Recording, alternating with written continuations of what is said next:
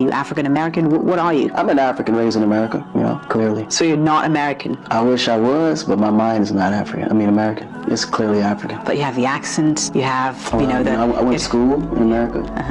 All my whole earlier childhood, I was raised in Africa. And then I came to America. Every summer, we would go back to Africa for a vacation. And then when I graduated high school, it was a choice whether we wanted to go to Africa or stay in the U.S. And just the opportunities in the U.S. were so much greater than Africa. Well, you're certainly the perfect example of the American dream coming true. And what would be your advice to a young African who's immigrating to the United States today? Ultimately, you can't change who you are. And I think the biggest obstacle is that when people come to the U.S., they kind of alienate their origin and they conform to what's there. And when you do that, first of all, you'll never get accepted.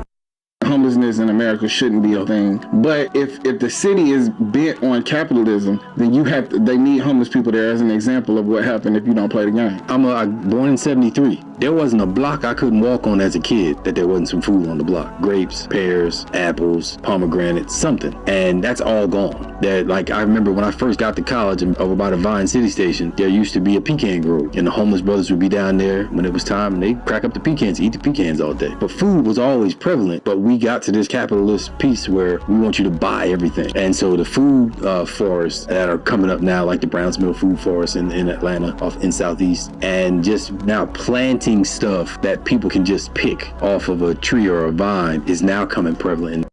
I knew something about the Statue of Liberty that no one else knew. It was commissioned in 1865, important, right? End of the Civil War. That's right. Pretty important. She's a statue of what? Liberty. Yes. So the chains represent the broken chains, the shackles, was the end of.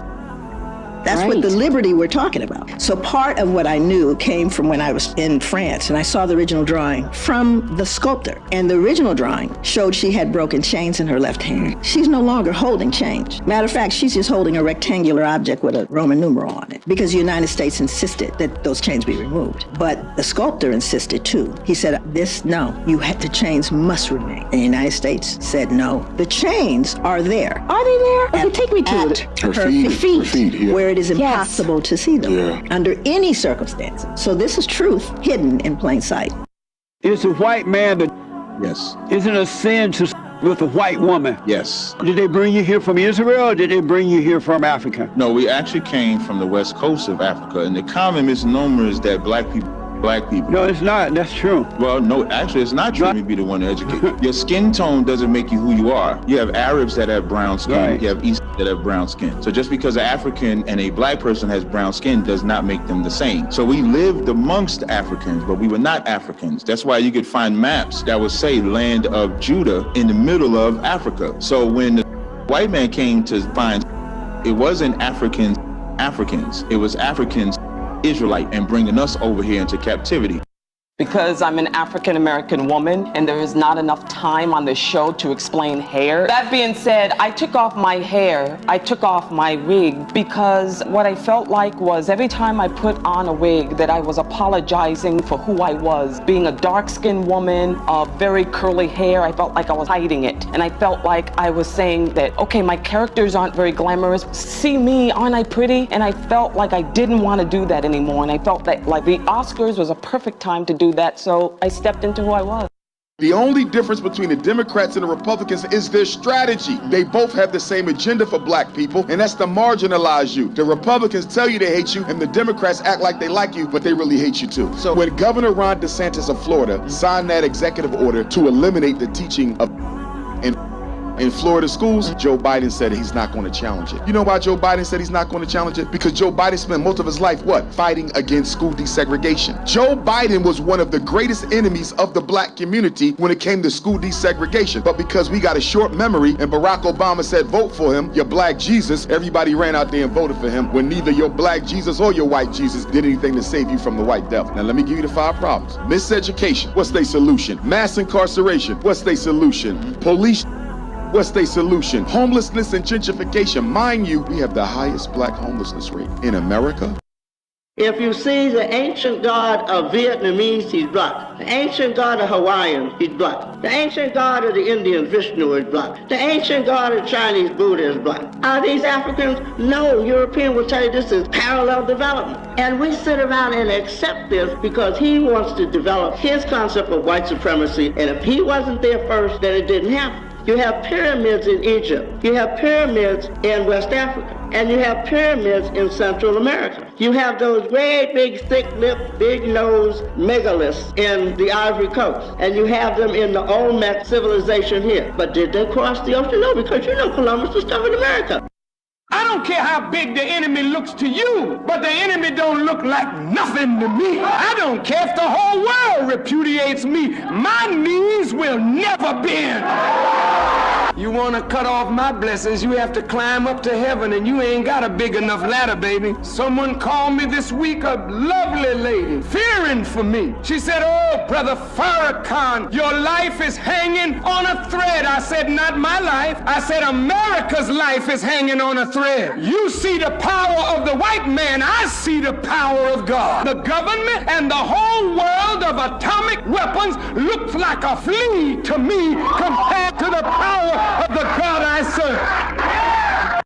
All them songs that sounded the same in the 50s, oh my darling, all them songs, all that rock and roll that was stole from black people, there was no sampling laws back then when you were stealing rock and roll from Sister Rosetta Tharpe and Big Mama Thornton, when you were stealing from Chuck Berry. Where was the laws back then? Why don't you give them their publishing? Elvis didn't have to give nobody publishing or nobody a percentage of his record. He had to give nobody for Hound Dog. He got to sing Hound Dog and be bigger than the person who wrote it and sang it first. So, but all of a sudden, when hip-hop... Elvis ain't make up Hound Dog? No! Big Mama Thornton wrote Hound Dog. That's not even his song. No shade, but I'm saying the system, ain't that real funny that back in the day when black people were creating rock and roll, all of these artists got to steal the vibe and literally steal the song bar for bar, and the laws didn't come in, everybody just let it happen.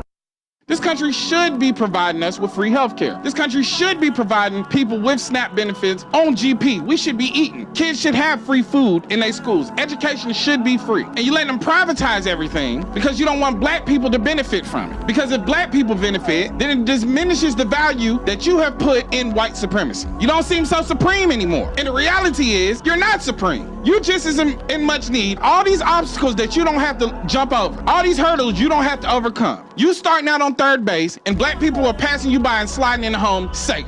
And the black people that can't make it to first base, you on third base pointing and laughing, and you ain't moved nowhere. Why was Dr. King? Dr. King was on April the 4th, 1968, at the Divine Lorraine Hotel in Memphis, Tennessee, because Dr. King's next movement was a movement for economic justice and the redistribution of wealth. Dr. King was about to lead a breadbasket campaign. He was going to take poor Americans of every race to the front of the White House lawn. They was going to erect a tent city throughout D.C. Nobody was leaving unless they left with a job and a home. It was revolution. He would have embarrassed the United States government. They couldn't allow it. That's why he was not for integration. He was for economic empowerment. Remember, there's only two black leaders you had who were more popular than the President of the United States, who was in office at the time they lived. Frederick Douglass, more popular than Lincoln, and Dr. King, more popular than JFK and Lyndon Baines Johnson. They had to because he was too globally violent. You gonna call the people who actually do the work until the muscles came off the bones. This is like white people's specialty. It's like owning resources. They're like that the earth naturally produces. They're like, you know what? Let me own that now.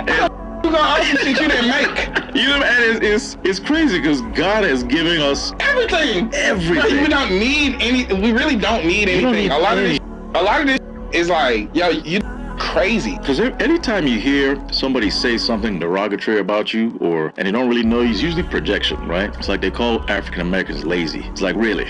You gonna call the people who actually do the work until the muscles came off the bones? That's who you call them lazy. The labor that built this country. That built the whole country. Right. This is where people start calling me a black nationalist, but I don't be giving it because it's like, honestly, it's just economy. We have our own economy, and a big part of our economy is literally propping up. We love to scapegoat the single black mother. Everybody blames the single black mother for why they don't graduate. The single black mother, he don't go to school. Single black mother, he's in a gang. Single black mother, he's in jail. We never talk about what the black church don't do for black children. We never talk about what black politicians don't do for black children. We never talk about what black fraternities, sororities, and Masonic lodges don't do for black children. We don't talk about what black leaders don't do for black children. And we don't talk about what black business people don't do for black children. Communities are saved by communities, not single black mothers. Why your four white fathers us for my four ancestors or the rest of these four ancestors in here? What do you think about blacks? There's nothing wrong with them, but you shouldn't race mix. But you wouldn't them? No. You just send him back to Africa. Yeah. That's where he came from. But you all brung us here. Brought you Paper here. that we gave you. White Christians had nothing to do with it. How this looks? Well, if your four white fathers thought we was some monkeys and some dogs and stuff, why don't your four white fathers us for my four ancestors or the rest of these four ancestors in here? Or why they beat us and stuff? Why they touch us? You're gonna have to repeat that. Nobody don't touch You're no gonna have to monkey. repeat that. I can't understand what you're saying. What? Go ahead. Why did you take it out on everyone? Everyone didn't do that to you. The Constitution of the United States and the Bill of Rights and all of this independence was for white men who had money. It's never been about everybody from day one. America does not care about your rights. America does not care about your freedom. America cares about money. The reason that the Civil Rights Act was passed was because of the Montgomery bus boycott that lasted 18 months and almost bankrupted the city of Montgomery. These white people did not all of a sudden want to give us rights. It was because the city almost went bankrupt. That's why. The day we start remembering that America cares about money first and foremost and not about your feelings or your freedom or your rights, things will actually get done. I do not understand how people who live there, who have lived here their entire lives, do not understand that America is about money. That is it. America was started as a business. Corporations started America. Colonization, all of the Western Hemisphere was about money. That's it. In the 1970s, they decided to make the black man economically irrelevant to the black woman. So in the 70s, that's when they went into the high schools of Cleveland, the high schools of Cincinnati, the high schools of Columbus, and they took out all the industrial building trades. That's why in black America today, there might only be 1 or 2 high schools where you can still learn how to be a plumber, a carpenter, a roofer, a welder, an electrician. 75 years ago, everybody graduated from high school with a skill. Our grandparents lived without a college degree better than we do now because they had the skills that can pay the bills. In order to bankrupt the Black Power movement, they removed the skills training out the high school. They also removed the industries, the factories out the black communities and turned them into prison. So the black man became economically irrelevant to the black woman. Then they infused the welfare programs in. The welfare programs was not to help black women and children. It was to help the black woman forget about the black man. 1, Africa is the richest continent on earth by far. Hello? Yes. No continent comes even close. 1, 2, we are all African because life began in Africa. Life as we know it, I can tell you, my brother, right now, you do your DNA testing, I can tell you a good 50% of you is African. We are all African. And thirdly, I want everybody to know about the wonderful news coming out of Africa. Remember we were talking about the Berlin Conference, how we were designed to fail through these little countries who were divided up? Well, guess what? Game is over. April this year, we saw our leaders come together and signing the African Continental Free Trade Agreement. Yes. Yes, so we have 50 countries that have already signed and we're going through the process of ratifications, which is what our Pan-African fathers wanted, to speak with one voice, one continent, one voice. Big Kobe, because Kobe Bryant was about to start his own sneaker company that was going to be owned by the players themselves. He was in that helicopter crash with his daughter, rest in peace to both of them, about 1 week before he was about to release the first Kobe 1 of his own sneaker brand. I saw a picture of them too. They was hot. Oh, they would have outsold Nike. They would have outsold Nike. So they had to Kobe before he released that sneaker. And Kobe Bryant was going to start his own professional basketball association headquartered where? China, America's arch nemesis. And Kobe Bryant was the Michael Jordan of China. Michael Jordan was not more popular than no athlete. Kobe Bryant was the most popular athlete in the world in China. He was Michael Jordan in China. They could not let Kobe start that league, Art. The Chinese economy is stronger than the American economy. If Kobe Bryant would have took a basketball league to China, America would have been done. Kobe didn't realize it, Art, but he was interfering with America's geopolitical. Oh, that's just hot. And then when you walk out, they're like, man, we ain't gonna never put that down. Yeah, I've seen that happen. Yo, many times. Matthew, you couldn't even imagine how many rappers' budgets was spent on us just to go out to dinner. Come on, man. Like, you can't. A lot of artists don't understand how this recruitment thing works. No, they don't. Explain it to them. So imagine I'm gonna keep it real simple. The record sells and it makes $100. But you got a 10% royalty, right? You've got to pay back the $100 because let's say your expenses was $100 and it made $100. So you got zero. No, you would think you got zero. Negative 200. You're negative. Because you got a 10% royalty, you still owe $90. Because you got to pay the $100 out of the 10%. Out of your 10%. That's what people don't understand. And every time we created something big, it was destroyed, burned down. Like where? Wilmington, North Carolina, Eatonville, Rosewood, Tulsa, Philadelphia, Chester, Pennsylvania, Wilmington, North Carolina, Oakland, South Carolina. In Jersey. Yeah. Anytime we had any infrastructure, two things happened. You know what Central Park is, right? No, it's not. Central Park was actually a place called Seneca Village. It was when freed black people decided to converge in one area, and they decided to redistrict that area, even though they owned the land and the houses that they built free and clear, and they destroyed those people, displaced those people, and built a park around it. There's a place called Lake Lanier. It used to be a thriving black town. They decided to the black folks, get rid of the ones they couldn't, and then people right now are voting on it every weekend. That's what happened to us. That's what got destroyed. Because here's what's interesting about that area that we now like to call the reality is was created, and public housing in particular was created not for poor black people. It was created for poor white people. And in fact, for the first several years of public housing, people of color couldn't even get into public housing projects. They were essentially segregated by race. Only poor white folks could even live there. And then what happened is the government created some new programs under the FHA program, the VA loan program, later on the GI Bill program, which allowed those same white folks who had been poor and struggling to leave public housing and to leave urban areas and to hustle it out to the suburbs where only we could live, or to the smaller towns where only we were going to be welcome. So what's interesting is that the hood became the hood because only people of color now were allowed to live there. White folks were literally being subsidized by the government to move to the suburbs. The white middle class, and make note of this, was built by government.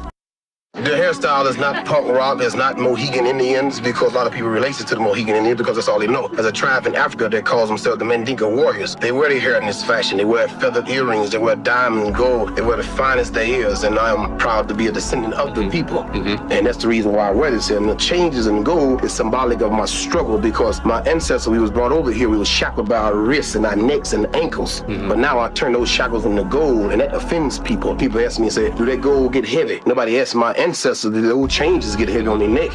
But it bothers them because they know the gold is valuable. But that's the reason why I wear the gold. Mike was because when Michael Jackson purchased the Beatles catalog, that automatically made him 50% owner of Sony Records. Sony Records never forgave Michael Jackson for buying the Beatles catalog. They wanted the Beatles catalog back. So what did? They sabotaged Michael Jackson's last album, Invincible, which automatically put Michael Jackson into debt. They wanted Michael Jackson to satisfy his debt by giving up the Beatles catalog. And Michael said, no, I'm gonna go on tour. Everybody wants to see me again. I'm gonna go on tour, make this money, pay all off. And Michael Jackson made a mistake. He came back to LA to practice at the Staples Center, where another black celebrity, Kobe Bryant, used to play, and they Michael Jackson. And that black doctor was made the fall guy. He only went to jail for a couple years. He's out now, I believe, and he's going to live happily ever after for keeping his mouth shut about how the music industry Michael Jackson. And I grew up in a world where overt expressions of that were not acceptable. You weren't allowed to generalize on the basis of race because the assumption was each person is an individual. I don't understand when it became okay to generalize about groups. I think while some people have the luxury to be raised only being told to look at individual people, it should be no surprise to you that black people, in particular black men, have been taught forever that they have to be careful how they behave around white people, that the way they behave will be interpreted differently, that when they misbehave, it'll be punished differently, that if they laugh too loud, if they walk into a nice store. So with all due respect, Tucker, what was true for you has never been true for lots of people. I mean, there are a lot of ways to respond to that. One, on a factual basis. In truth, in a lot of places in this country, the main threat that African Americans face is not from white people, as you perfectly well know. No, I think civil rights are for blacks. See, this is essentially the problem, and the Republicans What have we done to the immigrants? We owe black people something. We have a legacy of immigrants haven't even been in this country. Because the reason people are concerned about the words they use, the reason Americans care about civil rights, the reason we are sensitive for one issue and one issue only, and that is how black Americans were treated in this country. It is because of the legacy of and Jim Crow. Those do not compare. Irish, the new groups, they always get a little bad treatment. Do not compare that to how blacks are treated in this country. You don't get to on the black experience in America. You do not get to do that just because you are a woman, an immigrant. No, the rest of you can go. I gotta say to white America, bravo. You guys have pulled off the world's greatest Jedi mind trick on society. Yeah. Because this notion that black men are to be feared and black men and black people are scary is hilarious to me. Because historically speaking, white people, you guys have been the most dangerous on the planet. You wiped out the Indians. You kidnapped. You oppressed us for 400 years. We get beat by the judicial system. We get beaten by the cops. Cam Newton is a thug, but yet you've seen videos of him giving shoes and things away to people in wheelchairs. And he's got a great smile, the most least non-threatening dude ever. When it comes to that stigma, the black people are to be feared. That is the biggest hypocrisy on the planet. Historically, y'all have been the most dangerous on the planet.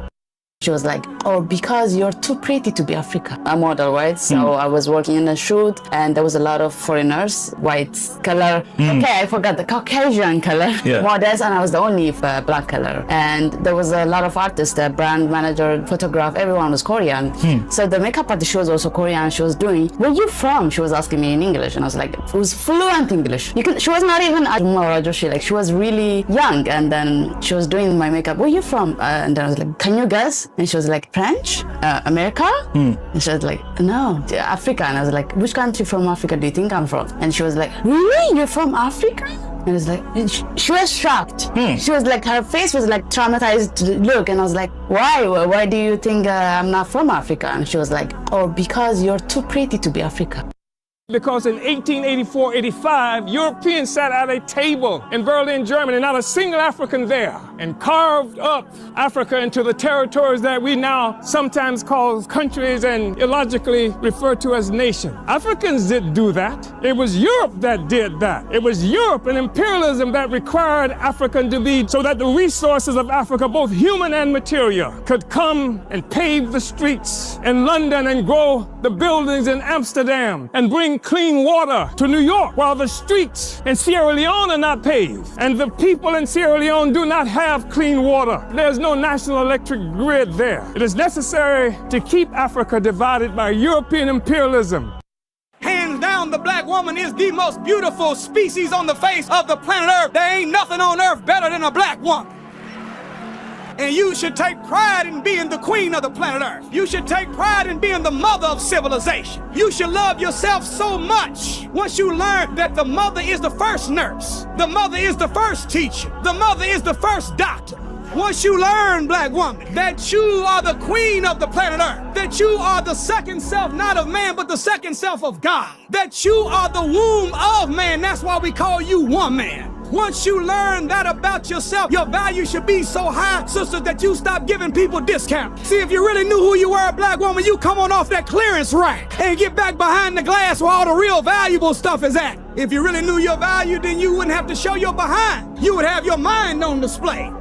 Let me say this, man, because I was just thinking about this. It's crazy how most of us black people, we work these jobs, and everybody got at least 20 family members that could come together and create something. Everybody got at least 10 family members that could come together, start an LLC and build something, a restaurant, a cleaning service, anything. It's like we can't get along. It's like we can't come together and say, let's build something, because most people don't trust other people. And we got wicked family members that don't even want to move up in life. They would rather just poke a hole in your boat and build their own boat instead of just building on the boat that we building together.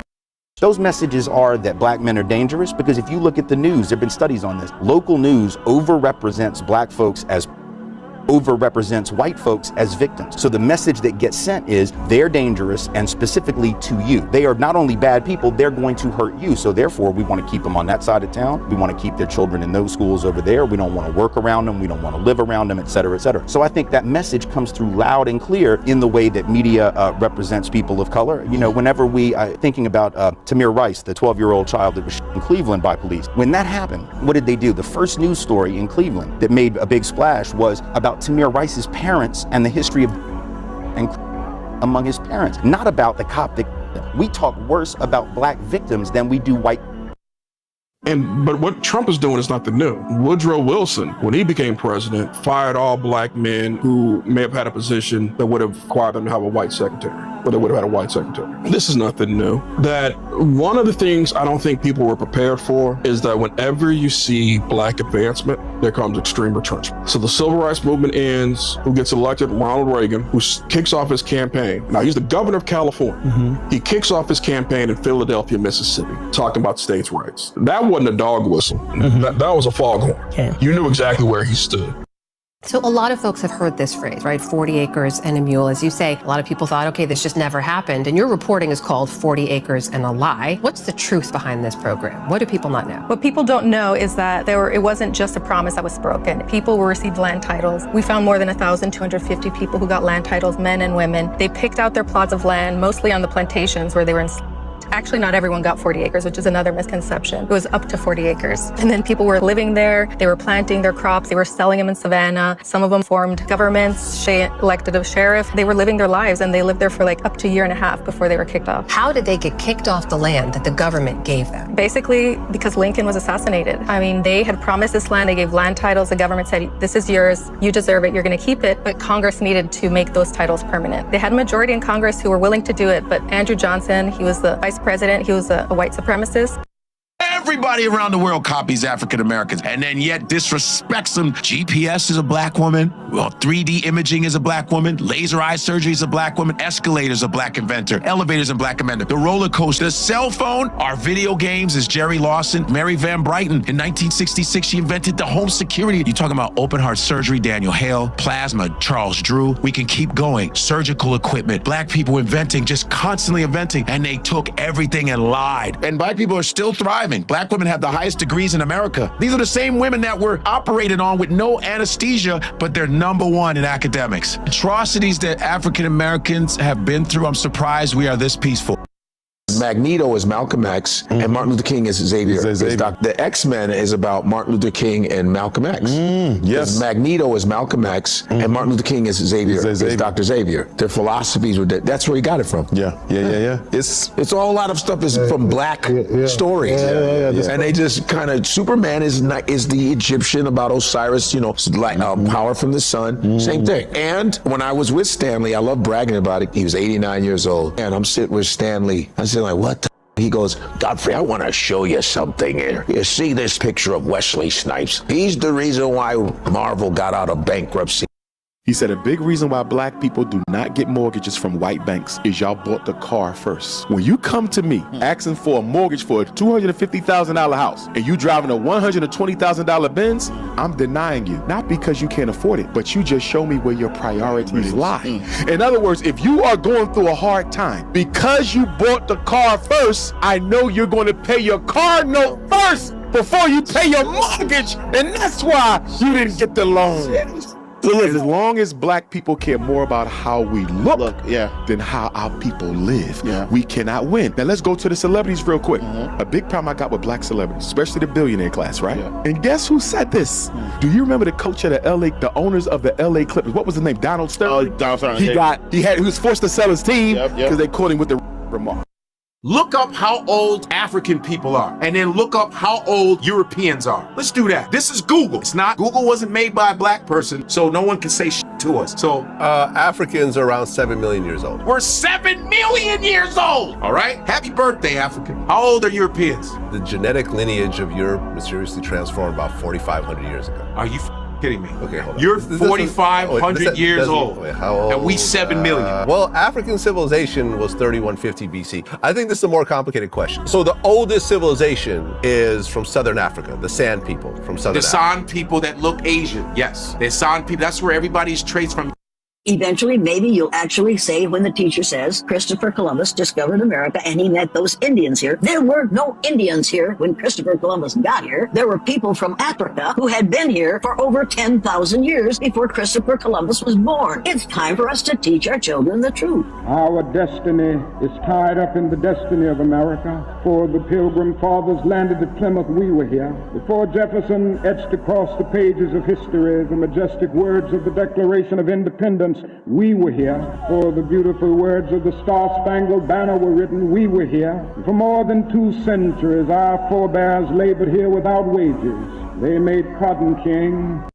The Arabs didn't come to Egypt until 640. The first non-African people came to Egypt, otherwise called the Hyksos, in 1675 BC. The Africans there were already in the 13th dynasty period. They had built every pyramid you saw there before. They had done the S-turn in the Nile. They built every one of the major temples that had already been built, including the Grand Lodge of Luxor. The first European to come there did not arrive until the Greeks arrived with Alexander II, the son of Philip of Macedonia. Look, I'm a college graduate. I never heard all this stuff? Because they didn't intend to teach you that. They can't tell you that you're inferior and teach you that you taught Europe. The first Europeans to be civilized by the Africans were the Greeks. When you heard of Homer, the first European to have written anything, you couldn't miss that. They said that Homer wrote the Iliad and the Odyssey, and that was not until 833 BC. The Africans had already in 255,000 at the Tassili Mountain.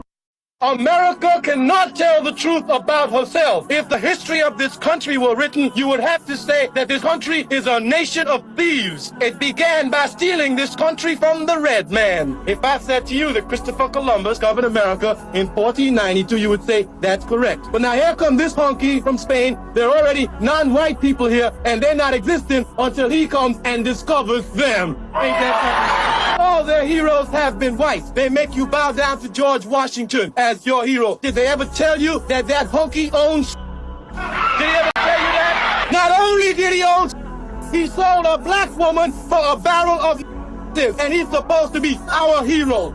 Our hero. Yeah.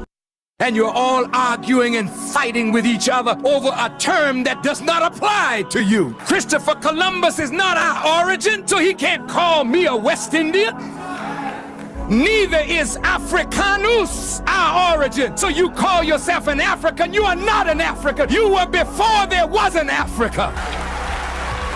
I'm an African American. Stop it! They named this country after Amerigo Vespucci, one of the grafted members of a grafted people that are Johnny-come-latelys on our earth. Now you're gonna call yourself an American and an African, both of them named by Caucasian people. What was the original name of that continent?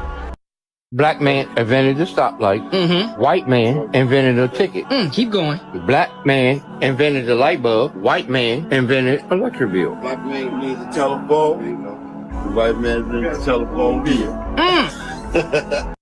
All right, and so I just want you to understand that the Egyptians we now see are just like people who came here and took this land from the Indians, so that they're not indigenous to Africa, those who now rule Egypt. And Egypt is just as much a part of Africa as Birmingham or Alabama is part of the so-called United States. So what you're saying to me now is that the people that we see, Sadat and all those guys, are not true Egyptians? No. The fact that Sadat's mother was a Sudanese, Nasser's mother was a Sudanese, but their fathers were Arab conquerors. The one that was the African was Mohammed Naguib, the first president of Egypt, the one that overthrew Farouk. But 1 year after that, since he was looking for a hookup with the other Nile Valley countries as it used to be in antiquity, he was removed by the Arab.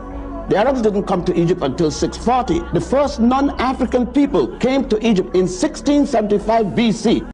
Divorce from, separation from, their unit that produced rap music offensive to many, many people. Well, they're a little slow. They made a lot of money from it. But you know, I want to say this in closing, that gangster rap is really a mirror of American society. They are young people being gangsters, playing gangster. But the real gangsters are in the White House with suits on that destabilize government leaders, gangsters in the State House, gangsters in City Hall, gangsters in corporate America. Only these young people are bringing it all out in the open. So before you curse the fruit, check the tree that produced it. And we'll be back in just a moment. Everybody's worried about DEI, but here's the bigger picture. When Kimberly Crenshaw says infrastructure, she means every gain made under Reconstruction and the Civil Rights Movement. From the 14th Amendment, birthright citizenship is how formerly enslaved people became citizens, to executive orders that ban discrimination in federal contracts. They rolled that back. So what 60% of federal contracts already went to white-owned businesses? So what 95% of those contracts went to men? The entire infrastructure we built is under threat. They don't want to just ban Black history. Nah, I want to take you through it. Buckle up. It's getting real Jim Crow out here. Black men at Pearl Harbor. Black men in Guadalcanal, in the Solomon Islands, in the Philippines, at Iwo Jima. Black men in North Africa fighting the Germans. Black men at Anzio Beach, at Palermo, at Naples, to free Rome, to free Paris, to free Europe. Damn it, we to build America, and America has rebuilt Germany and Japan, and the is still suffering in the streets of America. Artists don't get paid anyway. There's maybe 10 or 12 of them that have semi-decent deals, and the rest of them are, Like Mariah Carey just had this big $20 million. That's like a huge deal, right? If you signed me to a record company, or a record deal, let's suppose you have a record company, how much would you give me? The album sells for $18, right? How much of that would you give me? Half? Half sound good? Yeah. All right, check this out. If I sell 1 million copies, I'm gonna have $10 million, right? Roughly $10 million. Right. If I sell 2 million copies, I got $20 million. Right. If I just sell 3 million copies, I got $30 million. Now who has the biggest record deal? Oh, I see. Yeah, right. Okay. Right? So Mariah kind of got screwed. Puffy is in jail because he sued Diageo Liquor Company, one of the most powerful liquor companies in the world. He sued them and forced them to settle out of court, and he also started a Black First political party. Jay-Z is going through this because Jay-Z also sued a liquor company, if I'm not mistaken, and he's trying to open up a casino in New York City. He'll be the first Black man to ever do it. Michael Jackson, because he didn't want to sell Sony Records back, his ownership of the Beatles music, and he also wanted to buy Marvel Comics. He got accused of and them white boys soon when he entered a bid for Marvel Comics. Whitney Houston is because Whitney Houston wanted her masters back, she wanted her publisher, and she also wanted to do an audit on her royalty because she felt that she had gotten robbed out of all the money that she made. Mariah Carey was the highest selling female artist of all time, and her song, the remix of I Will Always Love You, is the highest selling female single in world history, and she was broke. She had to before the truth came out. Prince was because he didn't want to give his unpublished music over to his music company, so they took his life, and now they got all his music.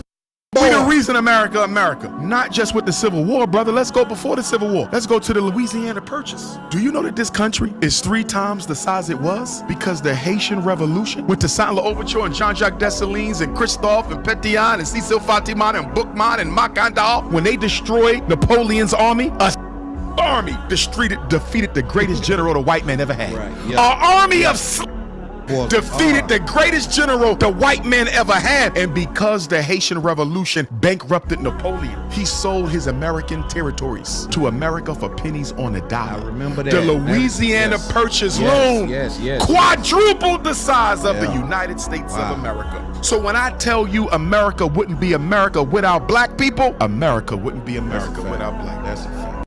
Now, I found out that the Greeks, who were supposed to have been the founders of civilization because they were the first civilized white folks, but the Greeks got their civilization from the Egyptians, and the Egyptians were black people. And the Greeks passed their civilization on to the Romans, and the Romans were a very stupid, dumb bunch of people for the most part. They couldn't retain it, they lost it.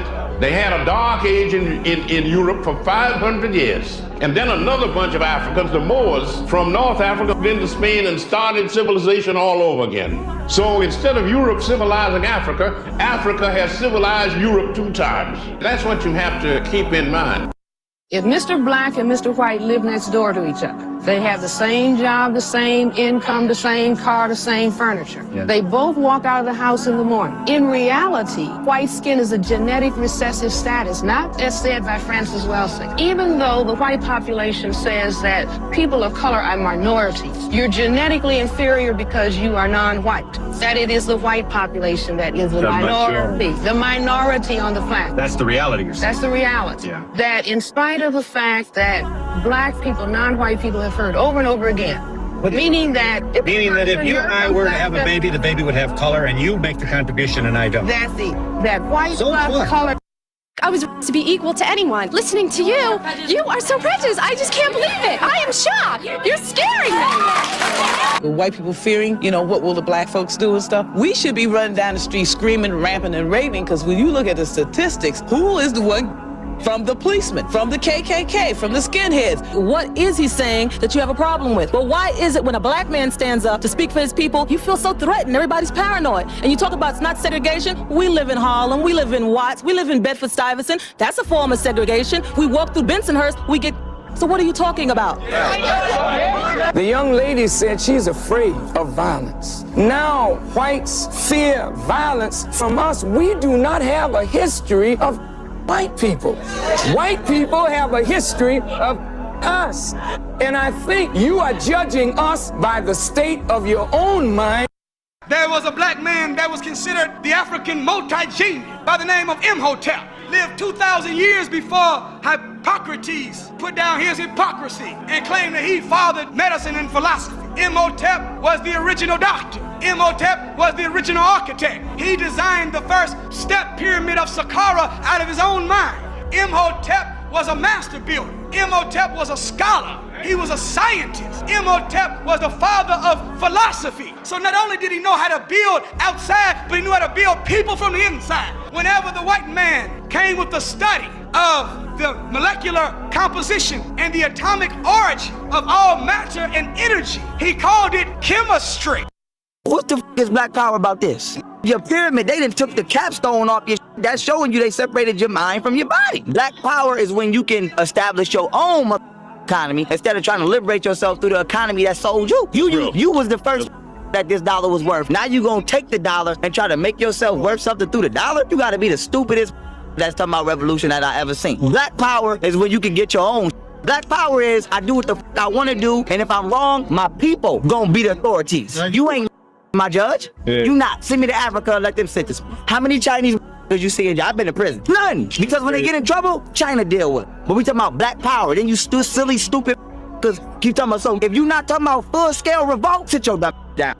I want y'all to hear this. I'm 5'9". If I had a white dude to come up here that's 6'10", black men and women got long legs and short bodies. White men and women got short legs and long bodies. Now, if all of us up here took off our clothes and one white boy took off his clothes, which one you think would have hair all over their body? Huh? So why are you gonna let this cracker convince you that that looks like you? Now, look at the lips. Them lips is thinner than razor blades. Look at them, huh? Look at them. There's only 4 phenotypes: Dravidian, Caucasoid, Mongoloid, which is Asians and Koreans and all of them. And then there's which is me and African. And so here's the issue that I'm having. Scientifically, according to the Australian Research Center for Ancient DNA, we can prove that white people, Caucasoid people, because even if you don't identify as white, the term is not a description. You can't be a y'all all fall genetically in the category of Caucasoid. And Caucasoids, according to not only history, but biblical history as well, descend from the Caucasus Mountain. How, with the Middle East being an extension of Africa, are Caucasoids claiming that they are native to a land that not only they were never there, they were there and inhabited it after us? Black people, just get over it. Like, it was a long time ago. Why can't they just move on? Well, this is sort of precious coming from people who set off fireworks every July 4th, because that's some old too, right? Like Independence Day, that didn't happen last week, right? We didn't break away from the British last Thursday. That's some old, but we're still celebrating that. So when it's stuff that makes us feel good, we love it. When it's stuff that makes us feel better than others, superior, like we're the greatest people and the greatest country ever struck off from the forehead of God Almighty, oh, we'll remember that forever. In the 1700s, white supremacy embedded in the structure of the country at the founding of the country is most definitely implicated in his election, because without the obeisance to the Electoral College, without that compromise, we know he would not be president right now. So that is why we have to think about the past, and that is why the past affects the present. The Indians and the Arabs do. They come to America with nothing. They making money off us. And he said they make $4 million a year. He like, bro, y'all come in here and cash y'all checks. Y'all buy pops and beer, then bring the cans back. Come on. For the 10 cent. We go recycle them. Y'all take money out the ATM all day. Y'all buy liquor, cigarettes, chips, t-shirts, all like, this. Ain't no money in the hood, and we thriving. They growing and growing and growing. Once I realized that, I said, we dumb as hell. I said, man, not being disrespectful, but black people is not smart. Like, y'all not dumb, but y'all don't know how to use y'all resources. He like, me and my family came, we had nothing. We all worked at a laundromat for years and saved our money. We built the credit line, went and got the money from the bank with $0 down, got the store. Their advantage is they don't pay taxes, so every 7 years they switch the store to another name because they don't gotta pay taxes. So whenever you stand for something and you stand for goodness and truth, you will always get resistance. That's period. I pray now to learn how to love than to be loved, because God has given me an abundance. So, I don't need God. These people don't understand me. They think I'm crazy. I pray that I understand them so that I can talk to them, minister to them even more. You understand what I'm saying? I have a hard time being so hard on the music world, especially hip hop, because most of them come out of the hood 17 years old, having no clue or concept, having no concept of what life life really is. And because hip hop is so fast and what we like changes so quickly, by the time they do get a concept, they're no longer making records, you know. So I've been put in this unique position. I have this very unique responsibility that God has made me aware while I still have the mic. And did you know that Elvis Presley and Pat Boone sold more of Tutti Frutti than I did? And I wrote it and sung it? Did that bother you? No, it didn't. It made me feel good. They opened a door that was locked and I couldn't get in. And I took the Beatles and Mick Jagger with me. Mick Jagger was living on a truck. I had Jimi Hendrix playing guitar for me. I had Billy Preston on the organ, James Brown, and Joe Tex was my vocalist. I had all of them. That's the reason I'm the king. All of them came from me. Poor little old bitty me, a little Jewish boy, black bottom from Georgia. The problem that we have in white America is that most white people, when they hear about white, most white people say, man, that's not me. I never discriminated against anybody. Never did. And in their sense of what discrimination means or what is, they may be right, but they sit residing in a system from which they take full benefit, a system that defines them in and defines black people out. We are going to have to face the fact that we are not a community. A community is where a lot of people develop mutually beneficial relationships with each other. And our institutions and the political boundaries of our cities define black people out of the community. What is your real name? Malcolm X. Is that your legal name? As far as I'm concerned, it's my legal name. Have you been to court to establish this? I didn't have to go to court to be called Murphy or Jones or Smith. Excuse me for answering you this way. That's if all right. a Chinese person were to say his name was Patrick Murphy, you would look at him like he's insane, because Murphy is an Irish name, a European name, or the name that has a Caucasian or white background. And a yellow person, Chinese is a yellow man, and he has nothing to do or no connection whatsoever with the name Murphy. And if it doesn't look proper for a person who is yellow or Chinese to be walking around named Murphy or Jones or Johnson or Bunch or Powell, I think it would be just as improper for a black person or the so-called in this country, as we're taught by the Honorable Elijah Muhammad to walk around with these names. And therefore he teaches us that during the same master who owned us put his last name on us to denote that we were his property. And the whites were quick to say this. They said, Charlie Kirk is this generation's Martin Luther King. No, he's not. That's a reach. You know, they both got terrible fashion. They both got shot in the neck, but that's about where those similarities end. Charlie Kirk is a internet personality. No, by design. Fundamentally, he can't function like Dr. King. Internet are negative because they have to be, because nobody will engage them unless they say shit that makes them upset. That's Charlie Kirk. Could you imagine Dr. King was behaving like Charlie Kirk? Smash that like button and subscribe. Follow me for more content like this. I believe all black people should be free. Change my mind. I mean, when you go and you look at real European history, would believe that if they took a bath, it was bad. Right. They didn't even want to change their clothes. They thought that dirty was purity. When we talk about the Moors going into Spain and into Europe, the stories in the history, our history, says that when we met the so-called Caucasian, he was sleeping in the barn with the animals, and we told him, no, you can't sleep in the barn with animals. We taught them etiquette. We taught them running water. We brought that technology to Europe that saved Europe from the Black Plague. If we saved the white race, that we weren't already in America already, when we brought the technology, when Rome was dependent on Africa for food. Remember when the Black Plague hit Rome? The cause was one of the officials was stealing the grain that was coming from Africa. Why does not America look like Dubai and Germany? And why doesn't America look like Russia and Persia? And where the money going? There should be grapes, turnips, vegetables, everything on the streets every day for the homeless to eat. You're making us pay for water, you son of a... You're making us pay for grapes, apples, things that God gave us for free? Ha ha! You will burn in hell when I'm through with you. You will not be allowed in my Father's house at all.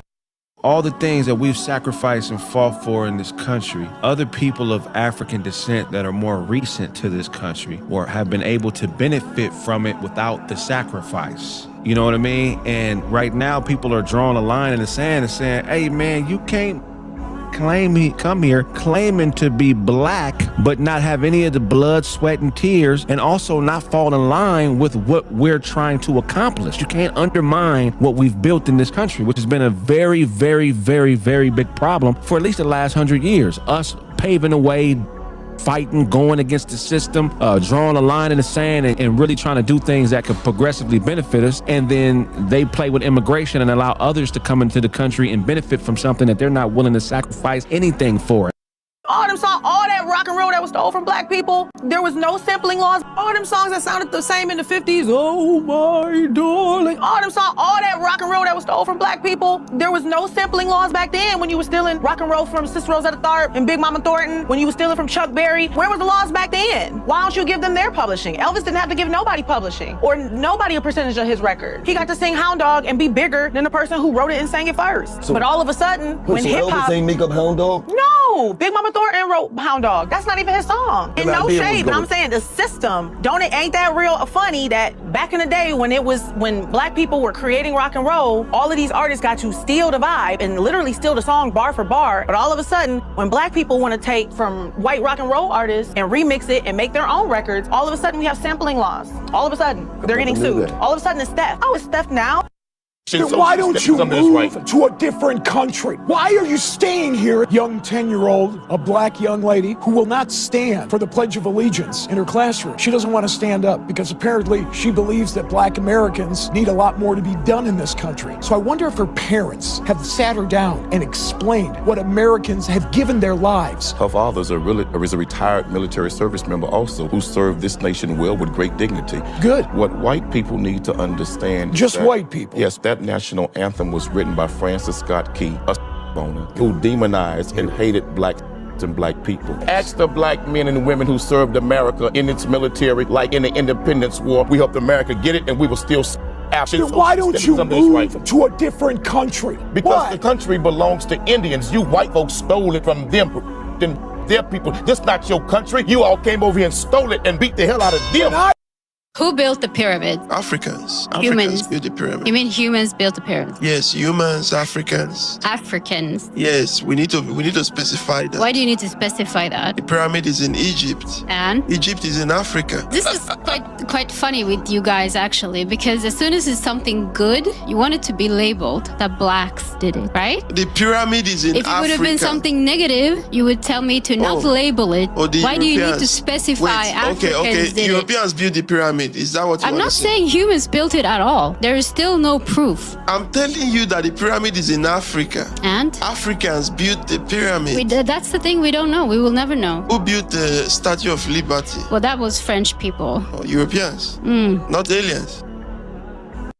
Can you tell our viewers about the history of martial arts in Africa? So first off, when you look at the tomb of Baket, this is again in classical Kemet, you'll see a mural that has all known wrestling positions. And, there were like wrestling manuals, at the end of the 1800s and 1900s that were saying that there are no wrestling moves that are known now that you can't find inside of this tomb of Baket III. That, of course, the Greeks studied in classical Kemet. Like, you're not considered a scholar at that point in time in the world unless you're studying in Kemet, literally the land of black people. But you'll see, in murals carved into stone on the walls, you'll see stick fighting arts, you'll see wrestling art, and all of those are still done by black people in the places that we migrated to. But when you look at Eastern Eurasia, so known as Buddha, black men in India came and, spread these, arts and sciences. Egyptians are not African. I'm sorry. Do you know where Egypt is? Yes, it's in North Africa. You just said that the Egyptians are not African. Okay. To be African means you come from the continent of Africa. Man originated from Africa? Or do you say that's false science? I'm talking biology. I'm talking science. In terms of where did man originate? Where scientists? White scientists? Egypt was an amazing civilization. No, it was not created by black Africans, yes. Okay. So if man originated in Africa, which means that they were Africans, then all of a sudden when you talk about the amazing works of the Egyptians, they were people of color. I know that's a little rough for you to handle, but I know you want to hold on to that, somehow thinking whites built the pyramids. No, you didn't, because first of all, they were building things in Egypt while white Europeans were still in caves. That's a fact. Sure.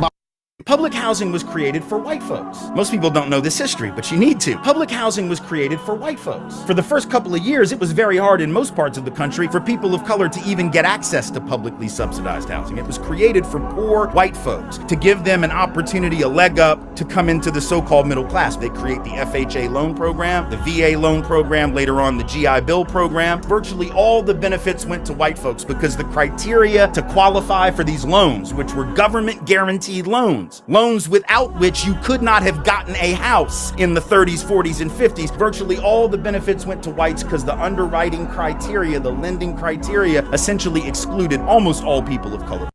Prove to me that black people are and that they're going to take over, and I can open up the New York Daily News and show you white people who are their daughters, their husbands, their wives, their children, each other off. If a black man does something, it says, John Jones blacklist said black, and did the black. Now, if a white man does it, it isn't white man Jones. It's just a man. Nondescript went out, his 2 daughters and his wife, and shot himself. Now, if he does that, then everybody seems to just either sympathize with it or let it go out the window. But if a black man does it, then any white can point his finger and say, see that? There they go again. Well, that isn't right. You only married once, though. Are you very choosy about people? I love people, but I'm very choosy because I prefer to be alone rather than to be around people who are trashy. But don't you frighten men? I think you frighten men. I think you know a man would sort of. Why did you leave Hollywood? Why did you leave? Nobody for me to play with. I am not black enough to be considered black, and I'm not white enough to be considered white, and therefore I don't fit in anywhere, and I don't think I ever want to fit in. I want them to fit into me.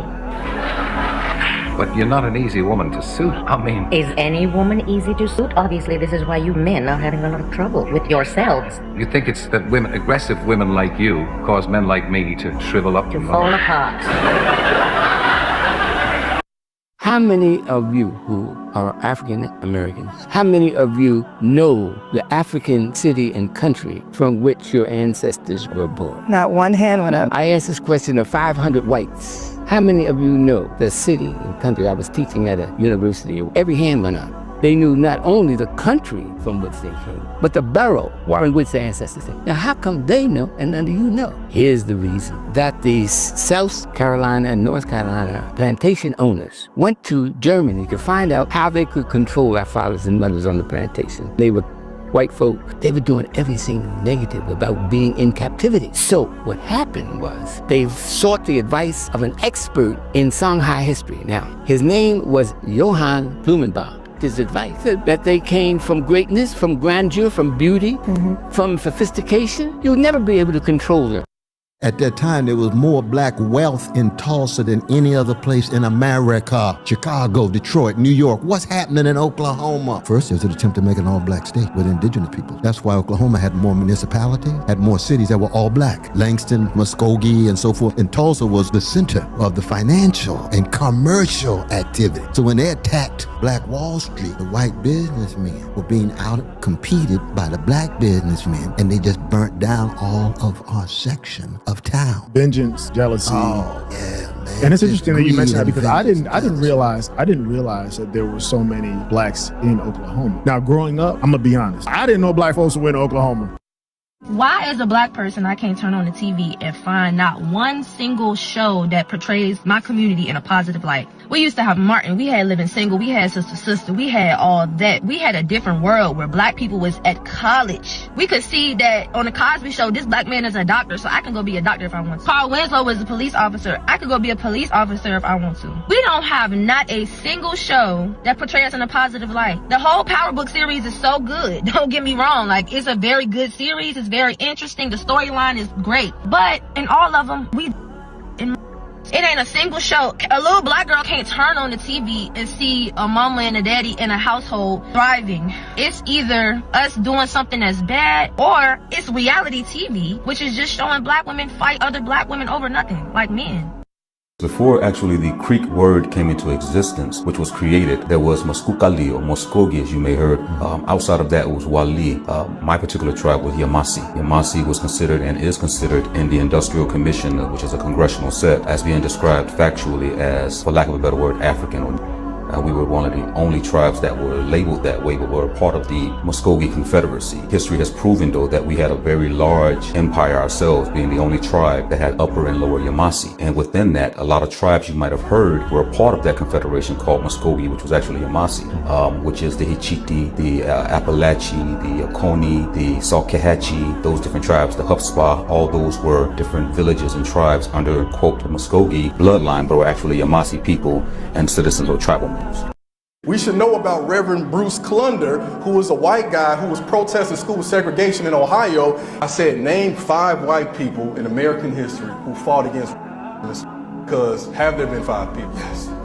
Way more than 5. Thousands. Then we should know about people who've been fighting for years and years and years. We should know about Reverend Bruce Clunder, who was a white guy who was protesting school segregation in Ohio, and Ohio is considered the North. We should probably know about Ann McCarty Braden, who organized with Rosa Parks, and she helped organize white Southerners to join the civil rights movement and to go against redlining, which was systemic ghettoization. Reverend James Reeb, who marched with Dr. King. We don't often talk about John Brown is probably the most infamous one. But even beyond him, there are so many other folks. Even during the period of white folks, y'all not learning your history. There could be no white man if there were no black man. It is biologically and genetically impossible for the recessive white man to produce the dominant yellow baby. Biologically and genetically impossible for the recessive yellow man and woman to produce the dominant brown baby. Biologically and genetically impossible for the recessive brown man and woman to produce the dominant black baby. But that black man and his woman, the father and the mother of it all, can produce black, can produce brown, can produce red, can produce yellow. And if the seed runs wild or mutates in the womb of the black woman, can even produce an albino, something which is whiter than white. The first semi-divine emperor, Fuxi, is described as a woolly-haired African. Finally, we come to China and Japan. I just left China in March. I travel all the time because it's not enough just to read the books. If you're serious, you have to go out and do first-hand research. And so in China, I went over there. I didn't have a great desire to go there, but I knew my field was the African presence in Asia. China is a very ancient country. It's the largest country in Asia. Went over there with knowledge that the first people in China were black. The historical tradition says that the first semi-divine emperor, Fuxi, is described as a woolly-haired African. In the traditions of China, you have people called black dwarfs, the original people of China. I went over there knowing that the people who formed the Shang dynasty, the parent dynasty of China, was black. In fact, the Shang are described by their successors, the Zhou, as having black and oily skin. China is very interesting in the sense that it seems that the black presence in China has been erased from the historical memory. The most important Roman, I would argue, who actually ever came to Britain was the African emperor, Septimius Severus. He was one of the greatest Roman emperors. So he was born in North Africa in AD 145, and he died. He came here to Britain in AD 208. He got a message from the governor, and the governor said that we here in Britain are being attacked from the north, and we're in danger of being overrun. The first thing he does is have them build the walls of Roman London. Wow. So the city of London, to this day, the square mile is defined by the African Emperor Septimius Severus. If you walk into the reception area of the British Museum, the first bust you see is a bust of Septimius Severus, alabaster white, but actually when it was in real life in the Roman world, it would have been painted as he was, a man from North Africa. We didn't run away from home, we were stolen. There has been no oppression for the white man in this country. You tell me which white men were dragged out of their homes. You tell me which one of them got dragged all the way across an ocean and told that you are gonna go and work. We are gonna steal your wives. We are gonna your wives. That didn't happen. That is oppression. We didn't ask to be here. We not the same migrants that y'all constantly come up against. We didn't run away from home. We were stolen. So yeah, we are going to sit here and be offended when you want to sit here and act like, and don't let it escape you, that it is white men on this side of the aisle telling us, people of color on this side of the aisle, that y'all are the ones being oppressed, that y'all are the ones that are being harmed. For our people, hair has played an important role in survival.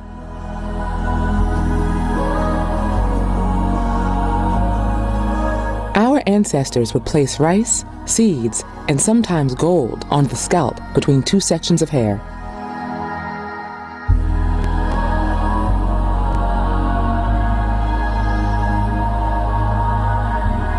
They did this so that if they were captured and forced to voyage across the Atlantic, they'd at least have a small amount of food for sustenance.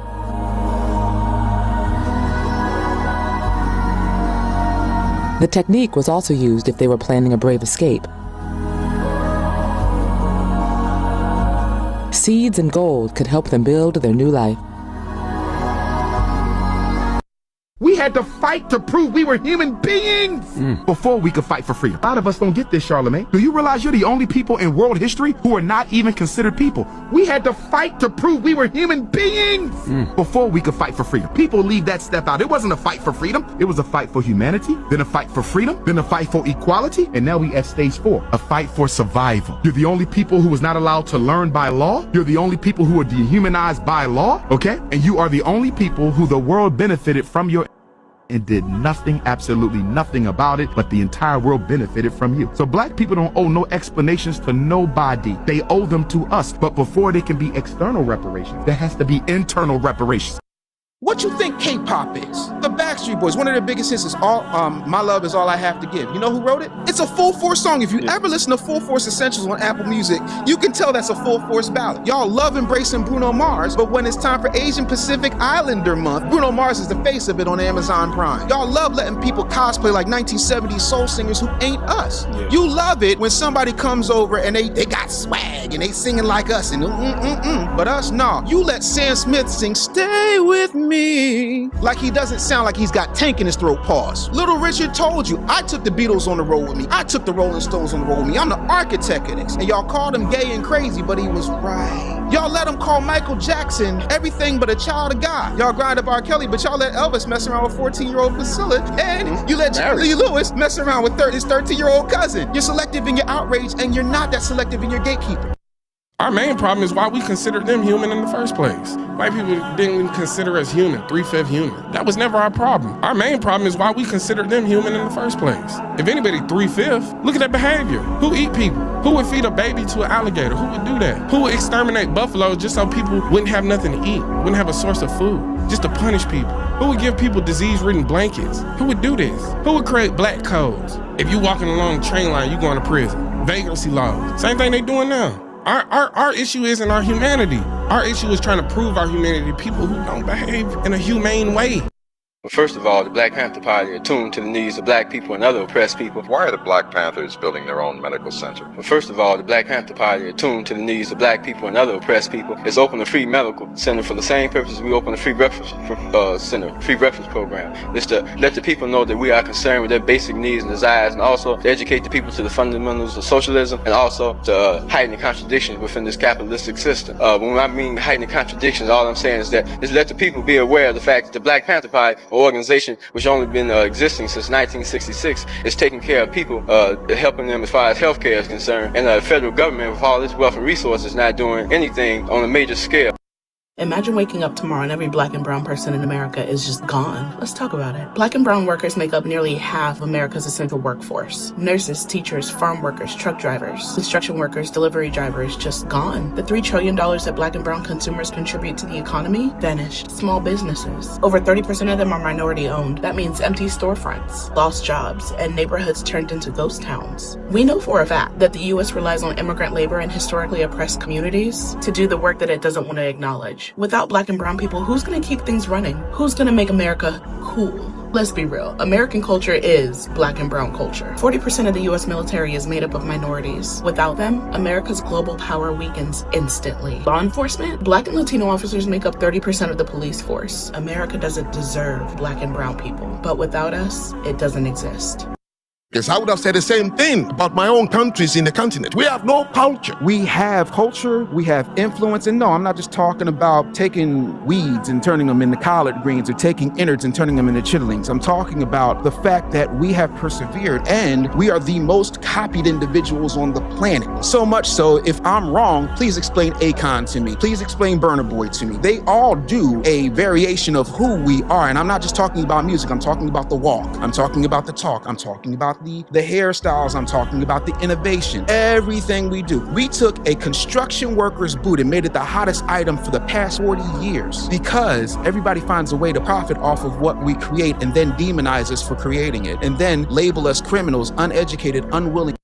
You smoking dope and dog food if you saying white folks free black people. In this country, y'all love to romanticize Thomas Jefferson, the The deadbeat dad, yeah, that Thomas Jefferson, man, how he doubled the size of America and he bought the Louisiana Purchase. Y'all never tell me. See, you love to create this narrative that the only way black folks can be free is unless white folks freed them, and how the down in Haiti was beating on Napoleon Bonaparte ass so bad. And I want to be clear too, Napoleon Bonaparte already ran through Europe. He had already dominated all the white folks, but he couldn't do nothing with the in Haiti. And so much, he gave up the land. He sold that land underpriced to America because guess what? To free ourselves. Yeah, I bet you didn't realize that black people being able to free them off the plantation allowed for the American empire to double itself.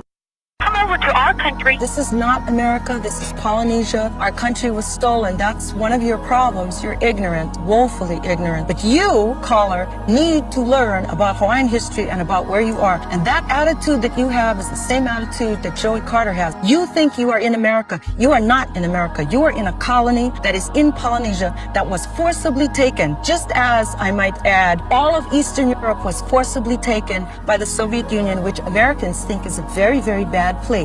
The bad Soviet Union. Well, the bad United States of America took Puerto Rico, it took Alaska, it stole Indian land, it took Hawaii, it took Guam, it took Micronesia, Palau, and you had better learn that history because you are the recipient of an imperialist tradition. If I love you, I can't lie to you. Of course you can lie to me, and you will. If you love me and you're going off with Maddie someplace, you're lying to me. Because what the hell do I care about the truth? I care if you're there. But Billie Holiday say, hush now, don't explain. All right, I accept that. Of course you lie to me. I don't even want to care. What does the truth matter? And why are you going to be truthful with me when you lie to everybody else? You lied when you smiled at that cracker down the job, right? Lie to me, smile. Treat me the same way you would treat him. I can't treat you the way I treat him. You must. Because I've caught the frowns and the anger. He's happy with you. Of course he doesn't know you're unhappy. You grin at him all day long. You come home and I catch up. Because I love you. I get least of you. I get the very minimum. And I'm saying, fake it with me. Is that too much of the black woman to ask of the black man? A Catalyst for Change has to be able to withstand the insults, the humiliations, the abuses, and the slurs. So I realize that this is a rough road, but a catalyst for change in a society is usually persona non grata with those who have been the beneficiaries of the system. A catalyst for change has to be able to withstand the insults, the humiliations, the abuses, and the slurs. What's wrong with my running for president of this country? After all, for 15 years, I have been the ghostwriter for a lot of them. Testing came to America so they could segregate against black people. The reason you got to take an LSAT to go to law school. The reason you got to take an MCAT to go to med school. The reason you got to take an SAT to go to college. The reason you got to take a GRE to go to grad school. The reason you got to take an exam to be a police officer or take an exam to be a fighter. Every test in the world goes through a process known as standardization. Standardization is the process of testing the different demographics of your society. You pre-test everybody. Follow me. You're going to test poor black children. You're going to test rich black children. You're going to test single-parented black children. You're going to test black kids whose parents only have a high school diploma. You're going to test black children whose parents have a master's degree, telling you that black children are 10 points less intelligent than the whites. Black children are 10 points. The criminals coming from Europe, arriving on the island of Haiti. That's the name of the entire island. That's what the Arawak people called it. And this for thousands of years before the criminals arrived from Europe. And when they arrived, they find the people there. It is estimated there were between 2 and 3.5 million Arawaks on the island in 1492. 11 years later, it was estimated less than 100,000 people were living on this island. What is truly American is black culture to a large degree. I mean, the truth of the matter is that American culture at this point, what is truly American is black culture to a large degree. Flip on the television set, look at Pulp Fiction. I mean, you can choose whatever examples you want. It's had a profound influence on this entire nation, and it has to be affirmed.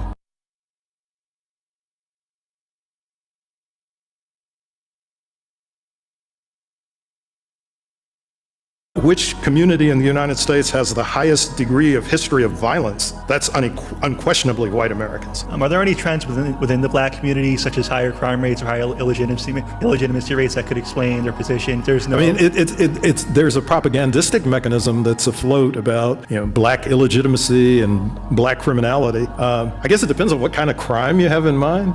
If we think about which community in the United States has the highest degree of history of violence, that's unquestionably white white Americans, unquestionably. I mean, I'm not sure if you're aware of the 100 massacres that were conducted between the end of the Civil War and World War II that were directed against black communities throughout the United States, in which thousands of blacks were, and the white terrorists appropriated black-owned property. So there's no segment of the population that has a greater history of violence than white Americans.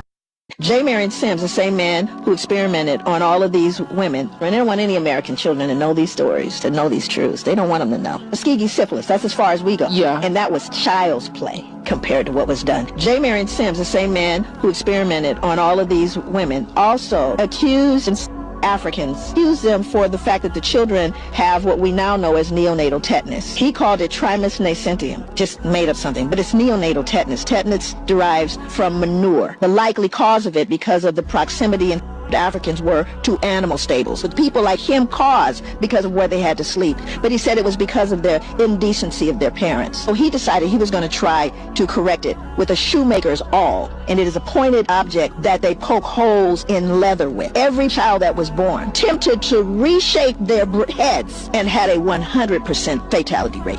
Every single child.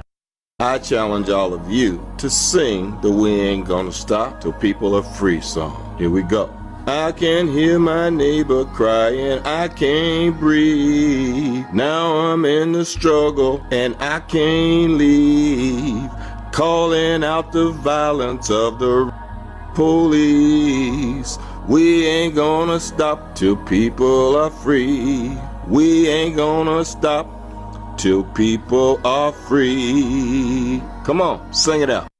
Did you ever say, I read somewhere where you said you have never met any good white people? I said in the beginning of my video that I hadn't met any good white people, and my definition of good is that you understand that this is a question of power, that you be willing to give up some power, that you be willing to give up some resources, that you be willing to pay black people reparations for our years and years of service in this country, that you be willing to go home and tell your white mother and father about white and how it affects black people in our communities. That's my definition of good white people, and I haven't met any like that. Time white people want to smooth some shit over, they go get that rich and put you on TV to represent the people, you know? You have you asking you questions like, Damon, now that you made this $13 million, and we're not counting, now that you made all this money, let me ask you this, let me just throw this out at you. You respond any way you want. Is there in America? You be sitting there thinking about that paycheck, talking about, no sir. If and there is, I ain't seen none. You go to Nigeria, which is, if not the most corrupt nation in Africa, and it is, it could be the most corrupt nation in the world. Now here's America, 226 years old. You love democracy, but there in Africa, you're trying to force these people into a system of government that you just have accepted. 30 years ago, black folk got the right to vote. You're not in any moral position to tell anybody how corrupt they are. You should be quiet. When you have spilled the blood of human beings, has Nigeria dropped an atomic bomb and people in Hiroshima and Nagasaki, have they off millions of Native Americans? How dare you put yourself in that position as a moral judge? I think you should keep quiet, because with that much blood on America's hand, yes, there's corruption there. Yes, there's mismanagement of resources. Yes, there is abuse. There's abuse in every nation on earth, including this one. Can you think of one more corrupt? Yeah, I'm living in one. Yes, you've done a hell of a thing on this earth, so you should not be the one to talk. You should be quiet when it comes to moral condemnation, in my judgment. It's the mind that they chose. It's designed to stay closed. Standards of jokers, court jester logic, cyclic and cosmic from schoolyard to college. Primitive man in his civilized knowledge. System collapse and he still won't acknowledge. God is the savior, studies behavior, trying to fix the mixed mind that he gave you. Stiff-necked scholars on prescription meds, wishing their problems was all in their heads. Moral dilemma, pride at the root, misguided from youth, heart divided from truth. Egyptians and Grecians, spiritually dead, empirically led by the good gods in their heads. Motives and thoughts, industrial wealth, global economy in it for self. Heart full of madness, covered with kind, pleasure designed to take over your mind, furnished in godliness, painted in good. This tainted priesthood's got real saints misunderstood, while classes and government set up the veil and cultivate minds for more mythical tales. Had something before we left Africa, something more than rhythm. I mean, we had a high culture. Culture was so high that great artists in the world are still borrowing from it. Now here's a sculpture by an unknown African artist, and here's what Paul Klee took from it. Now here's a work by an unknown black African, and Pablo Picasso liked what he saw. Another African design, and Modigliani swiped it, or he was influenced by it, or whatever polite word you want to use. Another black African artist, and Picasso didn't change it very much. I mean, when you look at this copying, you gotta give us a little more than rhythm. You gotta give us style. Now, if you tell the history of right, you got a big problem on your hands. Are black musicians genetically better than white musicians? Get me in trouble. Not better, but they play different. White musicians seem to lag behind the beat, you know. I don't know why. Does black musicians hurt more? What do you mean hurt more? I mean, is it... It's not that cliche. I mean, it's not that easy to say that because you came out as you play on the beat. I have nothing to do with it. All right. I told a student teacher of mine like that in Juilliard. She started talking about, well, you know, the black people were despondent at night, and they say that's where the blues came from. So I raised my hand. I said, listen, my father's rich, my mama's good looking, right? And I can play the blues. I never suffered, and don't intend to suffer. But let me say this about the Beatles. Right. I took the Beatles on this tour. They was making $50 a week a person. God bless the Beatles, and he did. I used to have to buy their steaks every day when we had steak. Yeah. John Leonard would come up and make all these big bills, and I had to pay them. I had the Beatles, I had Jerry and the Pacemakers, and a group called the Swingin' Blue Jeans. I had Mick Jagger and the Rolling Stones. He made his first tour. Nobody never heard of these people. Do these people send you a Christmas card? They send me more than Christmas cards. They're my friends. You know, I don't want anything from them. All I want them to do is to spread what they got from me. You know, God gave it to me, and they got it from me, so just carry the good word over the world. That's all. I don't want nothing. I just want them to do what's right. Like James Brown, he was my singer in my band. He was with me. Joe Tex was my singer. Otis Reddings. Jimi Hendrix was my guitar player for 4 years. But you never hear about all of this from me. You know, everybody said, well, what did he do? I did it all, but don't nobody know nothing about it. I wish I could. And that's where it happened when you're Jewish. They do you like that. The Negro does not need a home. He can sleep under a tree. Well, not only is this absolutely fictitious, but he forgot to mention the fact that brick and concrete trees, known to most people as houses, are costing thousands, millions of dollars of the white taxpayers' money annually. So what houses costing the government millions of dollars? Concrete and brick and cement houses for the Bantu people. But these are the Bantus that are working for you in the factories. How did you get the money? They got the money, they mine the gold, got the gold, and you sold the gold outside. You got the money and you say the money is yours. Of course you it can't is. do that's a contradiction, Look, please. we came along. We bought the machinery. We developed the mines. From where did you get the machinery from the mines in Johannesburg? Do you No, we got our machinery. mines? We got our machinery from Great Britain. From the money that was got for the diamonds. And how did you get the diamonds out of the ground? Donated their labor there. How did you get the diamonds out of the ground? They weren't dug out of the ground. They were alluvial diamonds. No native labor there, my boy. What do the natives do? You know what, Suzanne? What's one point you must get right down to the crux of the matter is that in this country, the Africans are really the backbone of your economy. It was a black person that invented it. There's a clip going around of Donald Trump talking about how great American innovation is, and everything that he named that America invented, it was a black person that invented it. This is a nation that invented the light bulb, the telegraph, the television, the telephone, the computer chip, the smartphone, the GPS, the integrated circuit, and even the internet. Basically, we invented everything. What is left?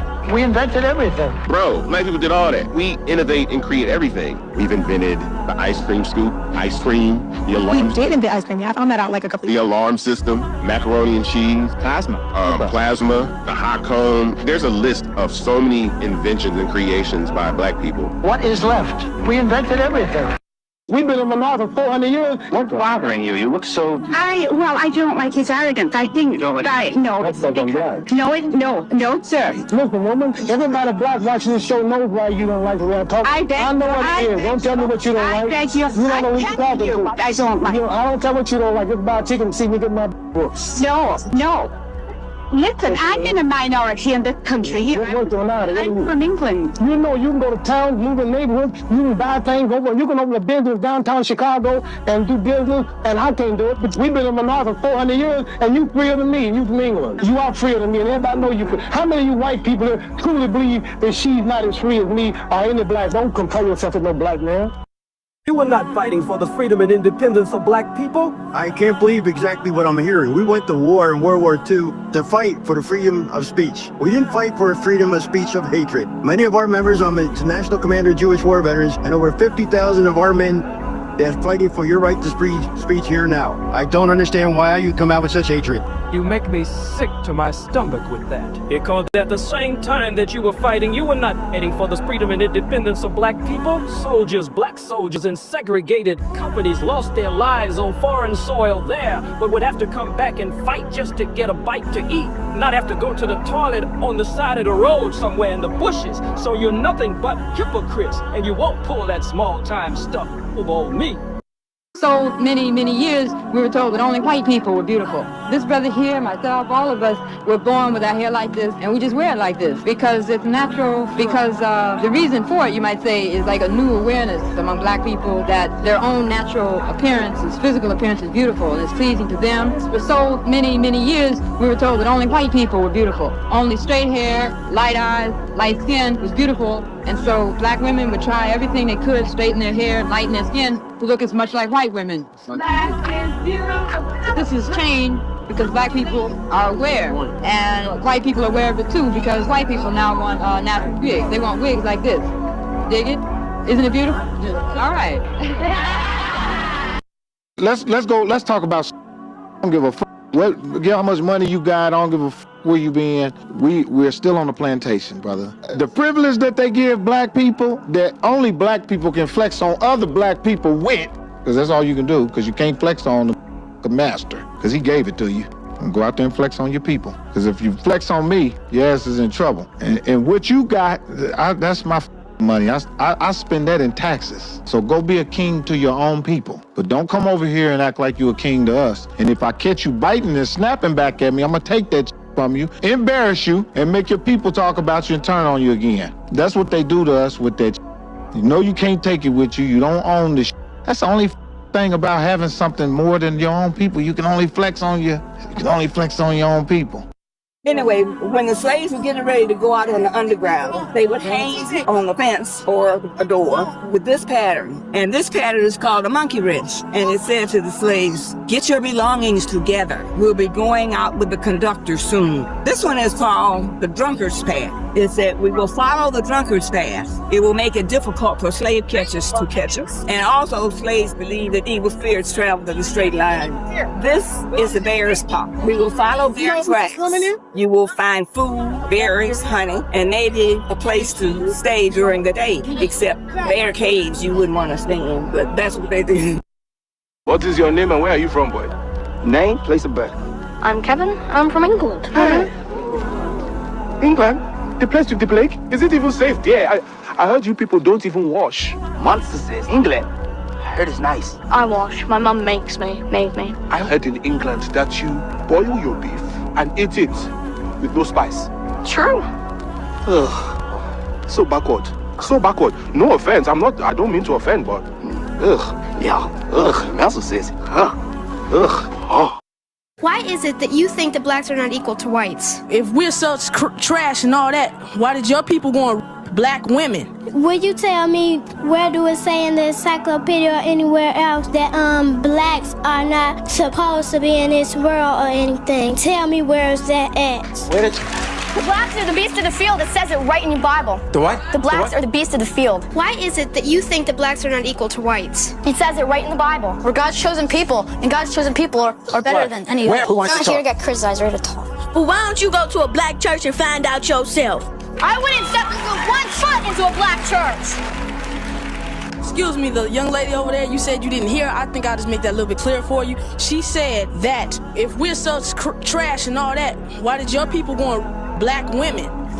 I never heard of that. I love being black. Wow, so you hate white people. What about white people? Huh?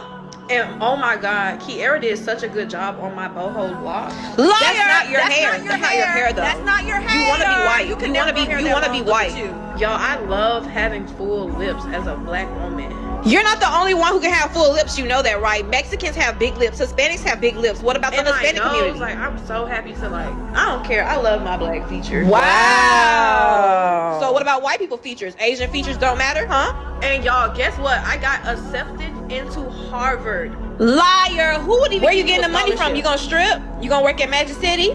Clearly she slept with the dean. I said the same thing. And I think I might treat myself to Nobu. Didn't they cut off food stamps? How you got Nobu money? Liar. Stop lying to the people. You cannot afford no Nobu. What, you gonna get water? Does to you is the world does it to you long enough and effectively enough. You begin to do it to yourself. You become a collaborator, an accomplice of your own, because you believe the same things they do. They think it's important to be white, and you think it's important to be white. They think it is shameful to be black, and you think it is shameful to be black. And you have no corroboration around you of any other sense of life. All those corroborations which are around you are, in terms of the white majority standards, so deplorable. They frighten you to. You don't eat watermelon. You get so rich you can't dance. You can hardly move by the time you're 14. You're always scrubbed and shining. A parody of God knows what. Because no white person has been as clean as you, as clean as you have been forced to become. And you got somehow to begin to break out of all of that and try to become yourself. It's hard for anybody, but it's very hard if you're born black in a white society. Hard because you've got to divorce yourself from the standards of that society. Somebody told a lie one day. They couched it in language.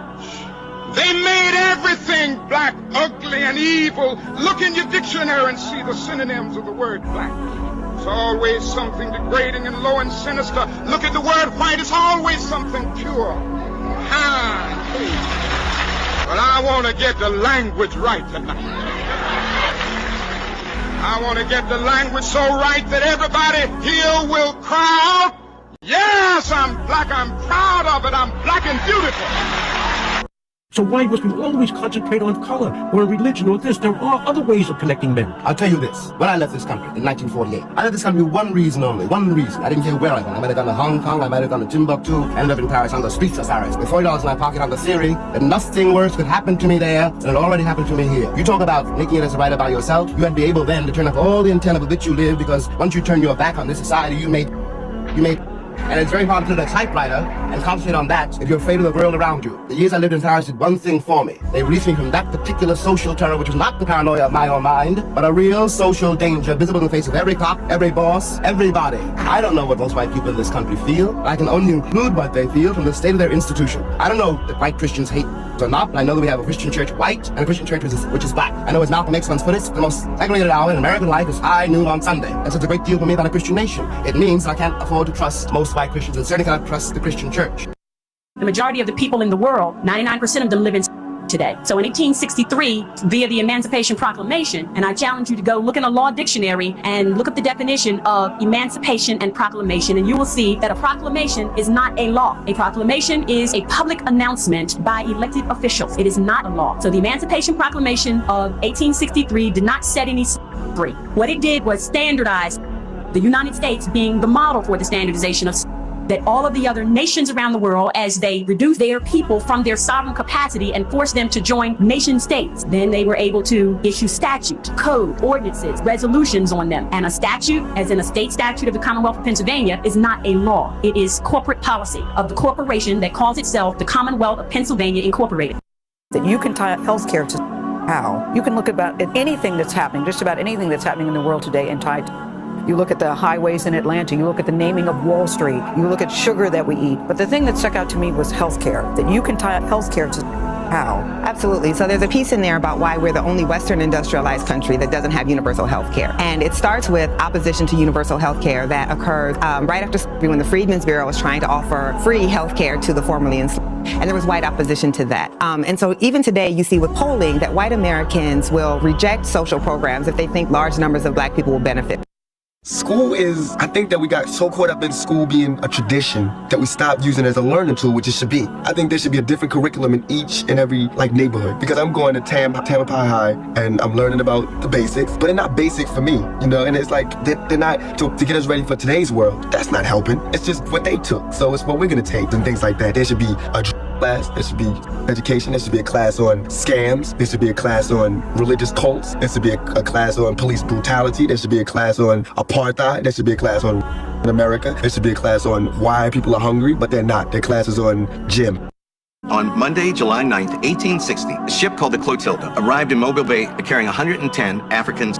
It's the last known ship to come to America. Your family settled less than 2 miles from an area, Amir, you ready for this? Known as Africatown, which was founded by survivors of the Clotilda. I'm on the absolute last ship that ever came here. We don't know exactly what happened to Questlove's ancestors when the Clotilda arrived, but we do know 5 years later, after the end of the Civil War, they became farmers living close to the river where they first came ashore in America. Many of their descendants still live in that area. Thanks to them, we made an extraordinary find. You, Amir, are looking at your third great-grandfather. That is your original African ancestor, brother. That is Charlie Lewis. How did you? The photo comes from a descendant of Charlie Lewis like you, one of your cousins. That's my great-great-great-grandfather. That is your third great-grandfather. Is the sheep preaching hate when he says, I'm not going to let the wolf eat me anymore? If the wolf comes in here, next time he comes in here, I'll do whatever I have to do to keep him off my back. Is the sheep violent or is the wolf the violent one? He wasn't teaching hate, he was teaching common sense. You know, somebody's knocking you over the head, stop him. Do whatever you have to do to stop him. You know, the ones that were knocking him over the head were afraid of the fact that he might swing back. So they said, now he's teaching hate, he's violent. And a woman named Bea Richards, a great poet, a great actress, wrote a poem, The Black Woman Speaks to White Womanhood, in which she says that white women, who were brought here many times almost as much as black women, you know, to marry, she says, if they did appraise my teeth, they checked out your thigh and sold you to the highest bidder, the same as I. And yet, she goes on in her poem to say, yet you settled down. And when you saw my children sold, you gave no reproach, but for an added brooch, settled down in your pink and thought that enduring my or allowing it to happen would make yours less. She said you never noticed that the bracelet you took was really a chain, and the necklace you accepted throttled your speech. Now, there's a great difference in the white American woman and the black American woman. I'm not a politician, but I think we should all be prepared for just getting our business in order. I think we should be galvanizing. We should be sharing the codes amongst each other, and we should be supporting each other's businesses. Yeah. And that way, it doesn't matter who's in office. We'll have our own buildings. Expand the ecosystem. Why not? Absolutely. That's what they do. Yeah. I'm not against nobody on the panel. I'm with everybody on the panel. So let me ask you guys a few questions. We're in the South. We're in the heart of the South right now. Who fishes? Who knows how to fish? Hands down. Who knows how to hunt? Less hands. Hands down. Who on a regular basis, meaning once or twice weekly? Hands down. Now you see how many hands? Who farms or grows their own food right now? Hands down. You ain't ready to oppose nothing. You are as a part of this system as any white person gentrified in this city. And you can't tell me I don't know what I'm talking about because I've lived in this neighborhood long enough to know when 2 out of every 5 yards had a garden in the back. I'm old enough to know when the Muslim community was the strongest security force and their own food force in this community. Black people, I love you, and I love you enough to tell you, you ain't ready to revolt. You don't feed yourself, you don't hunt your own animals, and them, you don't prepare your own meat, you don't own your own land, you don't have a seed growing in your window. So when you think about revolutionaryism and you think about fighting and dying in the street, you ain't. I don't want a Black History Month. Black history is American history. Black History Month you find ridiculous. Why? You're going to relegate my history to a month? Oh, come on. What do you do with yours? Which month is White History Month? No, well, come on, tell me. I'm Jewish. Okay, which month is Jewish History Month? There isn't one. Oh, why not? No. Do you want one? No. I don't either. I don't want a Black History Month. Black history is American history. How are we going to get rid of? Stop talking about it. I'm going to stop calling you a white man. Yeah. And I'm going to ask you to stop calling me a black man. I know you as Mike Wallace. You know me as Morgan Freeman. You're going to say, well, I know this white guy named Mike Wallace. Columbus didn't discover America. He was lost. And he didn't discover him. And Abraham Lincoln didn't free any soul. Another way to look at it, my story is very, very close to the word mystery, and I want to clear up a couple of mysteries right now. The book is titled Great People, Past and Present. What happened to a people that built the pyramids and yet now live in projects? What happened? What happened to a people that were the first to read and write using a term called hieroglyphics and yet now can no longer read or write? In essence, what happened to a people? In terms of Egypt, it's amazing. King Tut came to America, and we didn't realize that King Tut was one of us. Somebody mysteriously took Egypt out of Africa and placed it in the Middle East. Now, how do you take a country out of a continent and then call it something else? As a result, we didn't realize that Egypt is in Africa. Egyptians are African, and we were the ones that built those pyramids. The Chinese just came out last month, one of the top geneticists in China, who now stated that their first ancestor in China was an African, and every Chinese carries the DNA. The East Indians have already done this. Mexicans have done it. So you mean to tell me the people in the diaspora who look the most like the African American, you have nothing to do with Africa genetically? It's ridiculous. But we have to look at the mentality behind that. Nobody wants to be on the losing team. True. And until African people start winning globally, nobody wants to be a part of us. This is why you have Spanish-speaking Africans in the Caribbean who will call themselves Latino or Hispanic. They're Africans, but who wants to be part of a losing team? We have to give them something to be proud of. The Honorable Marcus Garvey said, the white man has made being black a curse. I'm going to make being black a blessing. He said we have to sell being African back to the African. So why did he need a black director? Could a white director not have? It's not color, work? it's culture. Explain the difference, because I think we're Steven in space Spielberg right did Schindler's List. Martin Scorsese did Goodfellas, right? Steven Spielberg could direct Goodfellas. Martin Scorsese probably could have done a good job with Schindler's List, but they're cultural differences. I know, you know, we all know what it is when a hot comb hits your hair on a Sunday morning, what it smells like. That's a cultural difference, not just a color difference. So it's a culture. Miseducation has three primary components. Number one, to teach the black boy to hate himself. Number two, to teach the black boy to love white people. And number three, and if possible, the black boy. Those are the three main goals of education. Teaching of self-hate, teaching of white love, and to the black male, which means to break his spirit. And one of the reasons why so many of our boys drop out of school is because the way they are treated. I always say there's no such thing as a black male dropout rate. There's only a black male push-out rate. Our boys are pushed out of school by the treatment they get from a female teacher base and a white female teacher base. You have to understand, public education is the coming together of middle-class white women and poor black boys. Middle-class white women and poor black boys. Two populations that this society, for most of its history, has tried to keep apart. Have scales that tell you what the average height and weight and everything else is for a child of a certain age. It's not based on a standard. It's based on middle-class white standards, but that's not the only thing. You know, this thing about when the child is supposed to walk, when the child is supposed to reach for things, you're fine. You know, like the thing that used to surprise me was the fact that black children do have motor ability much earlier than white. And so if you go by these scales, you know, alone, it'll blow your mind. Knowledge is power. I heard when I was getting my teeth fixed, one of the dentists was telling one of the students, look now, you see this, like her out there, in a white person, this discoloration, you start to look for a malignancy. But in a black person, that is normal. And you think about how many black people that have gone through a whole lot of surgery and everything, because somebody saw this bluish discoloration inside their mouth. That's normal. That we got to realize that, you know, that black people got to start taking care of black people because they understand black people better than anybody else. The conqueror writes history. They came, they conquered, and they wrote. Now you don't expect people who came to invade us to write the truth about us. They will always write negative things about us. And they have to do that because they have to justify their invasion. We don't write our history. It has always been handed down to us orally by our elders. Of course, the white man came and he writes history. In fact, you don't know anything about any place until the white man gets there. Until the white man comes to any place, nothing lives. It's only when he comes and say, "Boof, I've discovered you, now you exist," which is ridiculous. There were black people on this continent 4,000 years before Columbus was born. Right. We need to stop believing the myth. In this country, what we call education is actually indoctrination.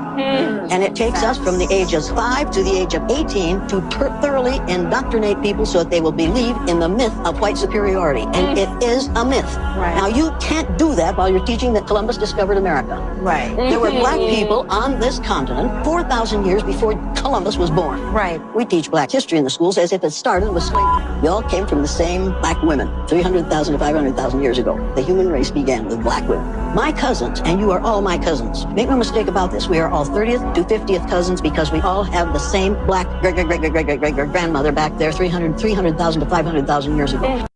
You know we've been fighting 400 and still fighting to this day. To this day. Listen, man, you said that your people have been fighting for 400 years. And your peoples too. So I just want you to explain what you mean by that. You know what I'm talking about. Y'all all know what I'm talking about, man. Don't sit up here and try to bait and not know what I'm talking about. Y'all know what the I talk about when I say these things. Your people too. Explain it. Not everybody knows what you're talking about. Radio Raheem, I don't have to explain what's understood, man. You know what I mean by that. You know what I said by that. I ain't got to go further. And if anybody don't understand that, then God be with them. Go look up the history. Go look up the history. Don't everybody believe in Google? Go Google that. see what I'm talking about. You know what I'm talking about, man. You know what, I dare you to sit up there and say, explain, you know what I'm talking about, man. He's fighting people. You know we've been fighting 400 and still fighting to this day. To this day. To this day.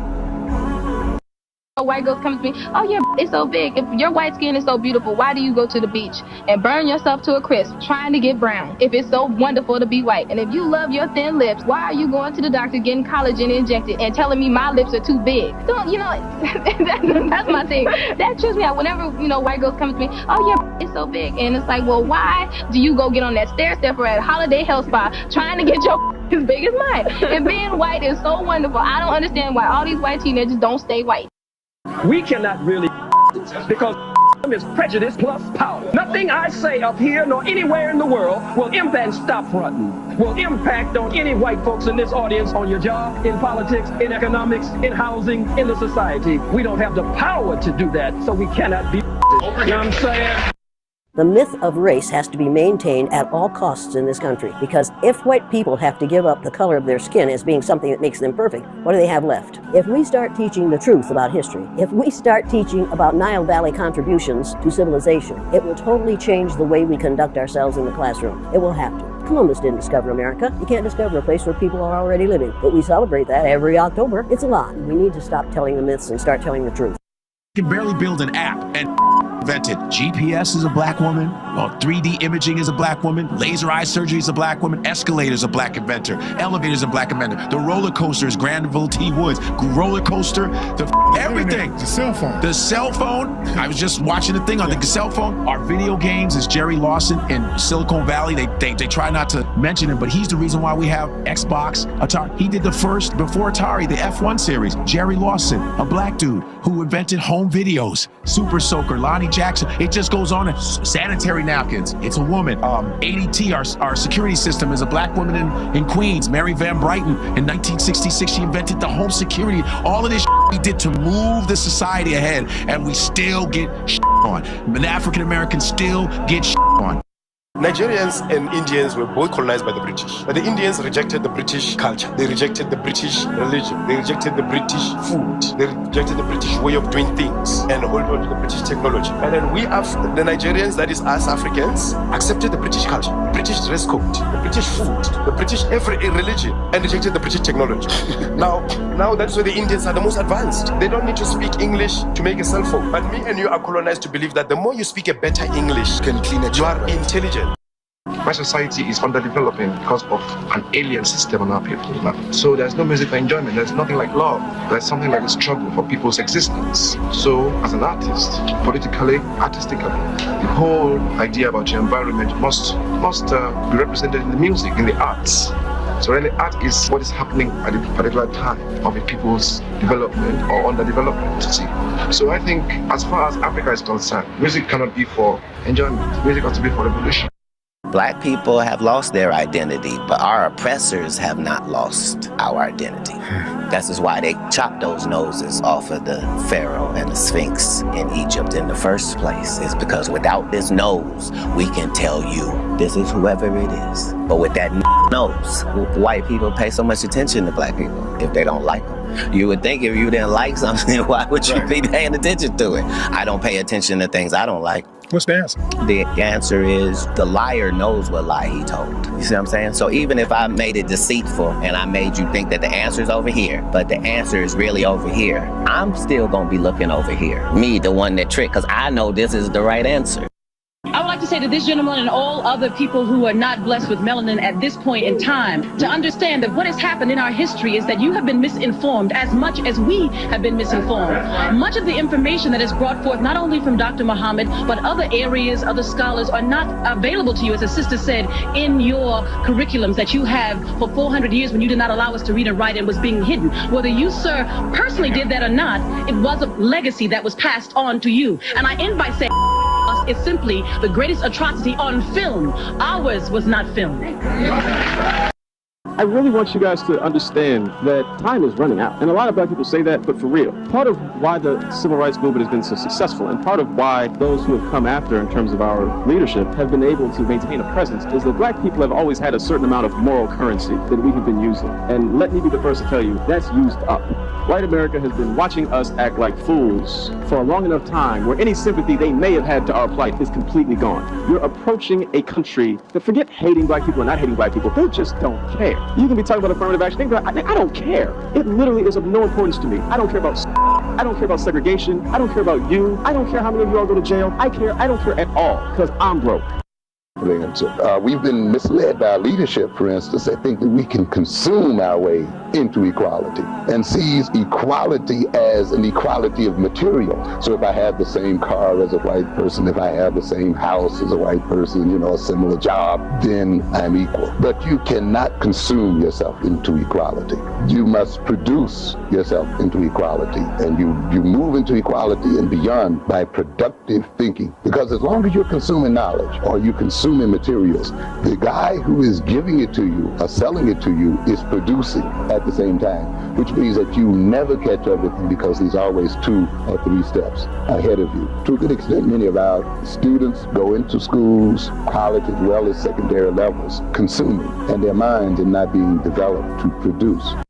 You're in Africa and you go, oh, there's so many white people here. What are they doing here? They always tell me to go back to Africa, but they're here. I don't get it. I'm like, what? Oh, they're taking everything. Oh, wait, Africa got everything. Yeah. All these minerals and resources. Oil and gas. Oh, my, isn't that how Elon got rich, too? Yeah. Off of stealing from Africa. So I'm like, wow, they're stealing everything. Our cell phones work because of Africa. This worked because of Africa. And they've been on this continent, which is the second largest, which on the map they make look small. The Mercator projection, they make it look real tiny. And it can fit massive. And it can fit almost all of these other continents. Right. And Europe is really not a continent. It's like a peninsula, but it really is. Technically, it really is. So Africa, I'm like, wow, all of this resource and the beach. I mean, have you seen the footage of Ghana and all? They've been lying. Amazing. But everybody that's not African is over there hanging out, taking shit and keeping us out of there. Right. And then to top it off, they've bordered Africa where you can't even go to a neighboring country. But in Europe, you can take the train to Italy, like I've done. Right. But in Africa, they boarded it up. The Europeans came and boarded shit up so Africans can't reach other Africans.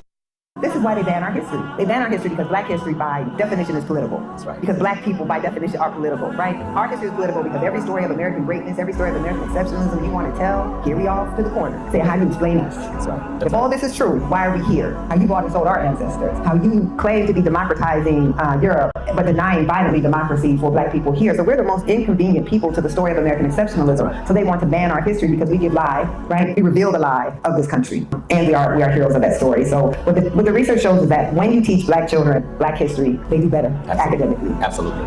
This is not shocking. That's right. It's right. If you see yourself in the story, then you have a powerful sense of who you are. Sure. And I mean, this is why they ban our history, because once I got a little taste of black history, I became incorrigible as a student. I was challenging everything, right? I would go up in social studies like, where are we? Why aren't you talking about this? What about this, right? And so all of a sudden, you don't just accept the narrative that they give you, you start to challenge it. I'm sorry it took us a while to get you, but go ahead. I know you'll be brief. I'm a white American. I'm born into poverty, and I overcame it. You know, the opportunities are here in America, and why can't we just start now? We hear all this violence. Why can't we just talk in a positive way and go forward instead of remembering all these things that are in the past that are negative? They were not good for life. According to the State of Black America by the Urban League, if we started right now, they said, we could never close the gap to black poverty and white poverty. She said, let us start right now. Let's forget the past. Notice this. When Jewish people remember the and want the world to remember the Wait. Why do you want the world to remember? Because if the world does not remember, it is likely to repeat itself. And Jewish persons who suffered from the want the world to remember this because the world turned its back while Jews were put in ovens. I, as a black person, want my people to remember what we have suffered and what we continue to suffer so that we will say like the Jews, never again. Why does not America look like Dubai and Germany? And why doesn't America look like Russia and Persia? And where the is the money go? Every single mayor needs to figure out what the they want to do before there should be grapes, turnips, vegetables, everything on the streets every day for the homeless to eat. You're making us pay for water, you son of a... You're making us pay for grapes, apples, things that God gave us for free. You will burn in hell when I'm through with you. You will not be allowed in my Father's house. And I always ask my mother, I said, Mother, how come is everything white? I said, why is Jesus white with blonde hair and blue eyes? Why is the Lord's Supper all white men? Angels are white. Who?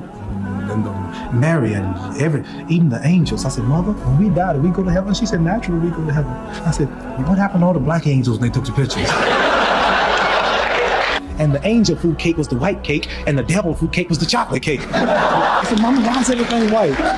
I always wondered, and the president lived in the White House. And Mary had a little lamb, his feet as white as snow and Snow White. And everything was white. Santa Claus was white. And everything bad was black. The little ugly duckling was a black duck, and the black cat was the bad luck. And if I threaten you, I'm gonna blackmail you. So Mama, why don't they call it white male? They lie too. I was always curious. And then this is when I knew something was wrong. When you say make America great again, which period are we talking about? The period when women couldn't vote? The period when we were hanging from trees? I'll answer. Or like the crack era? Which period in America are you trying to make America like So I actually think that I would totally rock a hat right now that said make Black America great again. Because Black America. Make America. We're talking about make America. That wasn't the question. I am answering your question. Which period was America great that we're trying to replicate? Which era was it? Tell me. Of people that look like us. You can't make light of that. That ain't nothing you breeze over. I haven't even finished the sentence. How am I making light of anything? You started with some shit. Nobody would tell the Japanese woman to forget about the fact that during World War II, the white man interned her family, took all of their personal possessions. Nobody would tell her to forget about that. Nobody would tell the Indian woman, forget about the fact that the white man came over here and took your country and put you and your babies out on the reservation. And nobody would dare to tell the Jewish woman to forget about the Holocaust, so why I gotta forget? See, the Japanese and the Indian and the Jewish woman got behind their men, and they had some very terrible histories also. But because they got behind their men and supported them and worked with them, those people are successful today. They own property, they have businesses, they got great land here and abroad. They have stocks, bonds, whatever America has to offer, they own part of that. They are in a position to make decisions because they have some ownership. It's only been the black man and the black woman who didn't reunite after a terrible time. And so today we are splintered. We don't have very much. We practice envy, jealousy. They taught us a lot of bad habits that we practice against each other. If we practice everything we practice against each other against the white man, killed out of America.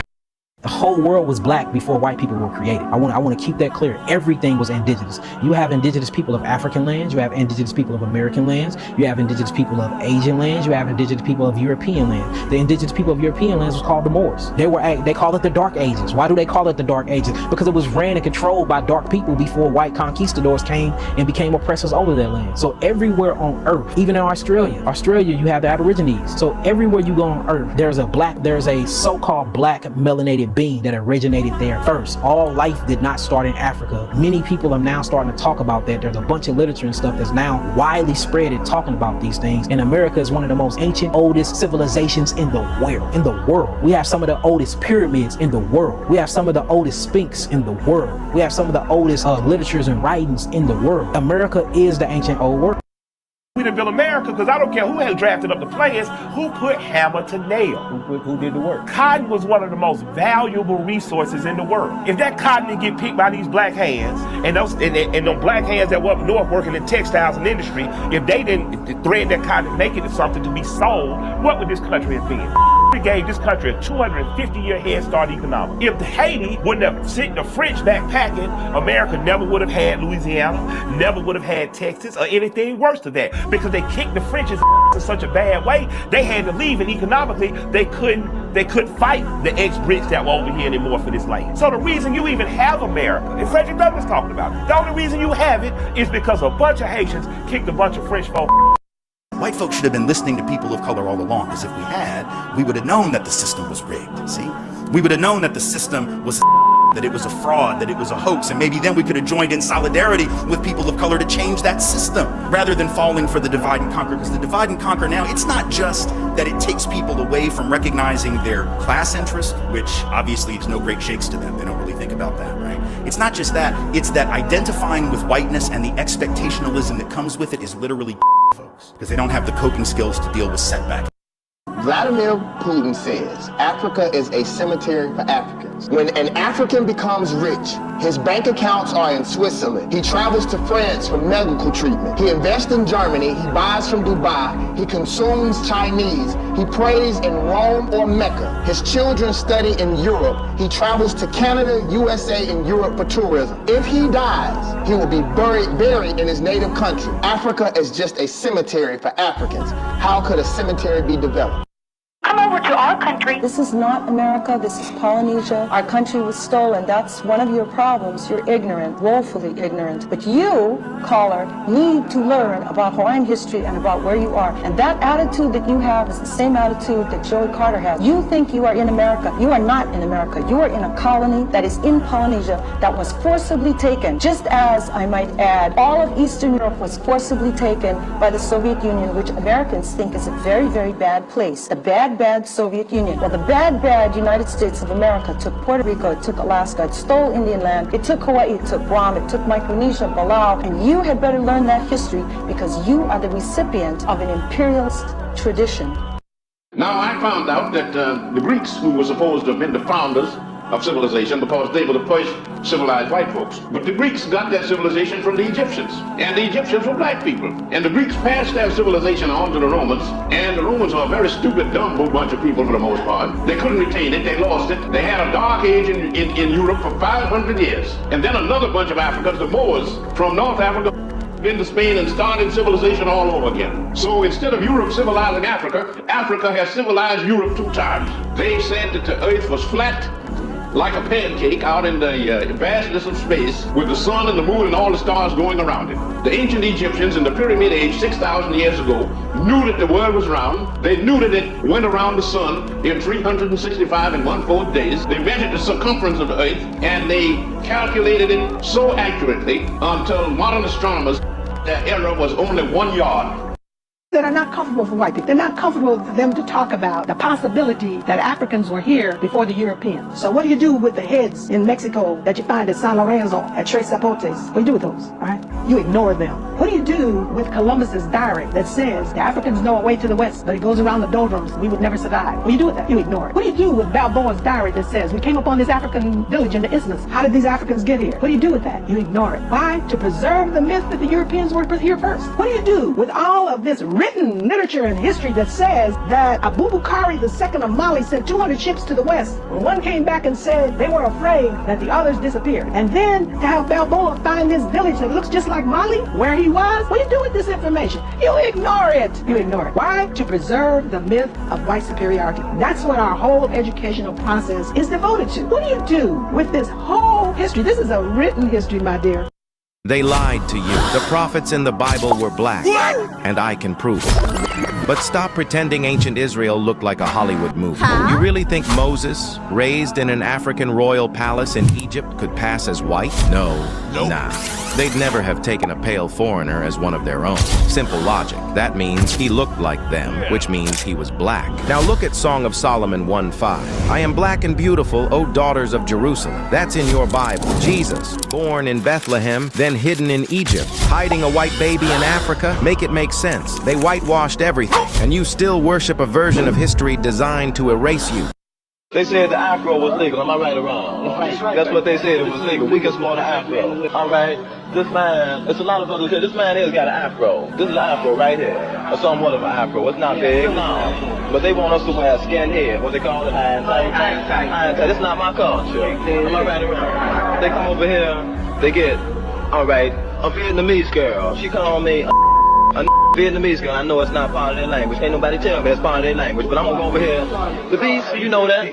See, we go over here, we fight. Okay, we fight to defend the water we drink, the land we grow our food on, and our way of culture. We also fight to protect Rockefeller's foundations. We fight to protect J.P. Kennedy's foundation. All these different kind of foundations that the black man can't partake of, you understand? And then we go back, we're continuously harassed. It's not necessary. This ain't what we heard, this is what we know. See, we've seen it from the bird's eye point of view. We are the people here now. Most black people have no clue how awesome, magnificent, and beautiful and brilliant we really are. Either we have forgotten or we never learned. No one tells us, no one teaches us. That we are the children of the slaves that would not die, that we have genetic encoding of the great kings and queens of Africa, that we were building pyramids and solving complex engineering problems when other cultures were living in huts eating each other. And in spite of the fact that America kept its foot on our throat for 350 years, we overcame that and we rose like the phoenix. So if everything happens for a reason and serves us in some special way, and we will never understand that reason looking forward, and we will only understand it looking backwards, if that is in fact true, and it is, maybe we were not brought here. Maybe we were sent here. Do you believe that God would put his weakest people here to do his toughest job? I don't think so. And perhaps had God not sent black people here, America might have self-destructed by now. I'm not going to speak for my whole country, love Jamaica, but I think quite a few Jamaicans think that you guys play the victim a lot, and that is because we have not experienced it, we have not lived your life, and as like an outsider looking in, it's like, gosh, them complain about everything, look how much opportunity them have, look how them can work, look how them can buy $1 burger, and them over there complain. But, and that is how I was preconditioned, if I'm being totally honest. They're like, Shante, don't go over there and waste the opportunity, don't go over there and start complaining, work for your own, focus on that. So that's always been my mindset. We're so focused on just making it. I really want to emphasize that. But sometimes when you just are focused on, oh, you go eat, you're not think say somebody a touch you. You're not think say, oh, I'm not have the right temperature. I'm hungry. It is our job, or it's everybody's job, to be able to grow up and, as we grow up, be able to see through other lenses and other perspectives without having to live that experience. I know, get it. See, black folks know why they're here. Native peoples know why they're here and how they got here. A lot of Asian folk know, particularly if they're Chinese American, they know they got here because their ancestors were brought over to work on the railroads by the railroad barons who didn't care if thousands of them laying track 19, 20 hours a day. But for those of us who are from Europe, we have this fiction that we've told, and we believe it, even though there's no truth to it. You know what the fiction is? It's two parts. Number one, we say things like, with regard to Mexicans coming over the border, with regard to immigrants coming over, but only that border. That's the only one we care about, right? The southern border. I find that interesting. We're not flipping out about Canada, right? We don't have any of the Minutemen or the anti-immigrant group sitting off the coast of Nova Scotia with a and a scope trying to pick off the sneaky Canadians that are trying to sneak in here for our superior healthcare system. Which after all would be a pretty stupid thing to do. But in any event, we only care about that one border, forgetting for a minute that border was created at the end of a war that was started on false pretense by this country, after which we jacked half of their country. And you weren't taught that in school either, because our history books aren't interested in telling the truth. We tell this very patriotic history that has no relationship to the fact. So that border is artificial. Mexican folk who are coming here, documented or not, let's be clear, are coming home. Their families were here before our families were here in almost every instance. But we forget that, and then we say things like, well, I don't mind them coming, I just want them to come legally, like my people did. Well, this is my new blockbuster. This is my daughter, Catherine. Shalom Alaikum, Jackson 2 Bears. Mr. Balloon, what's the use of saying Shalom Alaikum to me? I'm a full Sioux Indian. I'm not one of the chosen people. All right, go ahead being stubborn if you want. I ain't stubborn. Oh, not much you ain't. Now, according to an ex-congressman of these United States, I heard give a lecture at the Chautauqua this winter. Indians is a lost tribe of Israel, but he won't admit it. Just ain't true. He was an ex-congressman of these United States, I tell you. Papa, maybe he was mistaken. Oh, no, he was not. Jackson just got a mean, stubborn streak in him is all. I brought Mr. Bernstein, the telegraph operator, out here from town last month, and he stood right where you're standing now, and he talked Hebrew at Jackson for 10 minutes by my watch, and Jackson pretended he didn't understand a word. Now, I call that stubborn. Well, I didn't understand a word. You see what I mean? Now, you get that truck down out of there. I'll get the Well, I start reading across the board, and half the people use the message, the comments, to talk about how you are. That I'm a well, that's very funny. I can't be by definition. Look that up in the white folks dictionary. How can I be? I've never told anyone where to live. I've never told anyone what kind of jobs to have. I've never kept anyone from going to a school, out of a restaurant, or drinking from a fountain. I've never anybody. How can I be? By definition, I can't be. Well, I think what's happening is how can the be the master? That doesn't even make sense. I mean, that's someone that's telling you this or making that statement. Whether they're black or white, they have to be totally insane. I can't be by definition. Look up the definition of. Well, what's free to you? What's free to me? Yeah. Same thing is to you. You tell me. No, you tell me. No. Because I've been talking for such Just a feeling. It's like, how do you tell somebody how it feels to be in love? How are you going to tell anybody who has not been in love how it feels to be in love? You cannot do it to save your life. You can describe things, but you can't tell them. But you know it when it happens. That's what I mean by free. I've had a couple of times on stage when I really felt free, and that's something else. That's really something else. Like I'll tell you what freedom is to me. No fear. I mean, really, no fear. If I could have that half of my life, no fear. Lots of children have no fear. That's the closest way. That's the only way I can describe it. That's not all of it, but it is something to really, really feel. Some 17th century maps label West Africa as Kingdom of Judah. What? European cartographers once marked parts of West Africa with names like Judah, Benjamin, and Levi. That's the same coast where millions were taken during the slave trade. Later, those names vanished from maps. If those tribes were never there, why write them down? Maybe they weren't capturing Africans. They were capturing Israelites, which is why you say Europeans never created a civilization. Show me one. That's the only question I'm saying. Show me a European civilization. Rome was not a civilization. Greece was not a civilization. You don't know a day in the history of Greece where there wasn't a war. You don't know a day in the history of Rome where there wasn't a war. Those are not civilizations. Those are cults, war culture. They're not building anything. They're stealing from other people, borrowing from other people, and still carrying on this anti-human, anti-nature behavior of stealing to conquer and appropriate something that belonged to someone else that you could have gotten by just shaking their hands and making a deal. Why are white people so intimidated and threatened by black men, despite their claims that black men are inferior to them and incapable of the most basic tasks? Well, there's an easy answer to that question. No black men are superior to them. Put us on any playing field, be it physics or football, and we will win. Give us the same opportunities, and we will win. Because we come from a history of not trying to destroy and dominate the world, and you come from a history of trying to destroy and dominate the world. And that has become the culture of the white community. That Black History Month in the educational system is never before. It's always from the plantation to the present or the cotton field to the current. You never learn about Imhotep or Mansa Musa or the Nile Valley Civilization or Timbuktu or the lost city of Atlantis. We don't learn anything about what we were before we were kidnapped and brought to America and westernized and Caucasianized. We don't learn about what we used to be before we were brought here. We learn about the accomplishments of a slave under the master, or about a freedom fighter or a revolutionary who either was or their movement was broke. So guess what happens to the mind if all we know about is plantation to the present? What happens is if we look back and we see us as living in mud huts, working from can't see morning, can't see night for free, dressed in burlap. Then we start getting a little apartment, $10 an hour, a couple jackets, and think we didn't really came somewhere. Next thing you know, we start talking about we started from the bottom, now we're here. But if we could really learn about ourselves, we would say we started from the top, and now we're way down here. So in that sense, Black history is us that has been offered to give us it looks like, might even feel like in the, but no milk is coming out of the, it's put in the mouth just to put somebody to sleep. African-American rappers saying inward this and inward that, but a Caucasian can't. So say it. Say what? Say the word you want to say. I'm not saying that I want to say it, I'm just saying that I can't. Sure you can. Say it. Say it right now.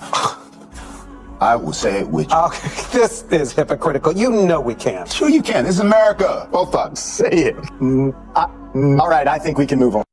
The reason why poor white people don't like us is because of the Great Depression. I thought it was because they couldn't read books. Well, they that neither, but the reason why is their fault. It's 100% their fault. This is why it's their fault. The Great Depression happened. The people who lost their money typically became white poor. They was upset, but they only lost their money because their money was in the bank. Guess who couldn't put money in their bank? Black people. And guess who pretty much put the country on their back? Black people. Because we're the only people who had money. So Cadillac stayed around. Like all these big companies now are literally that sold all the black. Those black people love Cadillacs because we were the only people able to buy them. I actually just saw that like something like George Soros just like has the most amount of liquid cash that he's ever like had in his portfolio because he's looking at what's going on in the country, going like, yeah, we better have some cash around. But because of the laws that exist, they were just already ready. They already had the cash. So it was like when everybody else got hit, it was just like, and black people was already poor. Right. So it was just like, and they were already self-sustained because they weren't. Wow. It's not the story they tell. No. The story they tell everybody was is hurting. that FDR decided to go to war and gave everybody jobs again. No. Wow. No, black people were doing just fine because it was their fault. I have been doing this for about a month now. This is the best fact I've learned. African women, and you're the genetic reproductions of our mother, were considered the most beautiful women on the planet for thousands of years by all of the civilized people of the world. The Greeks thought so much of your beauty that they named 2 star constellations after you, Andromeda and Cassiopeia.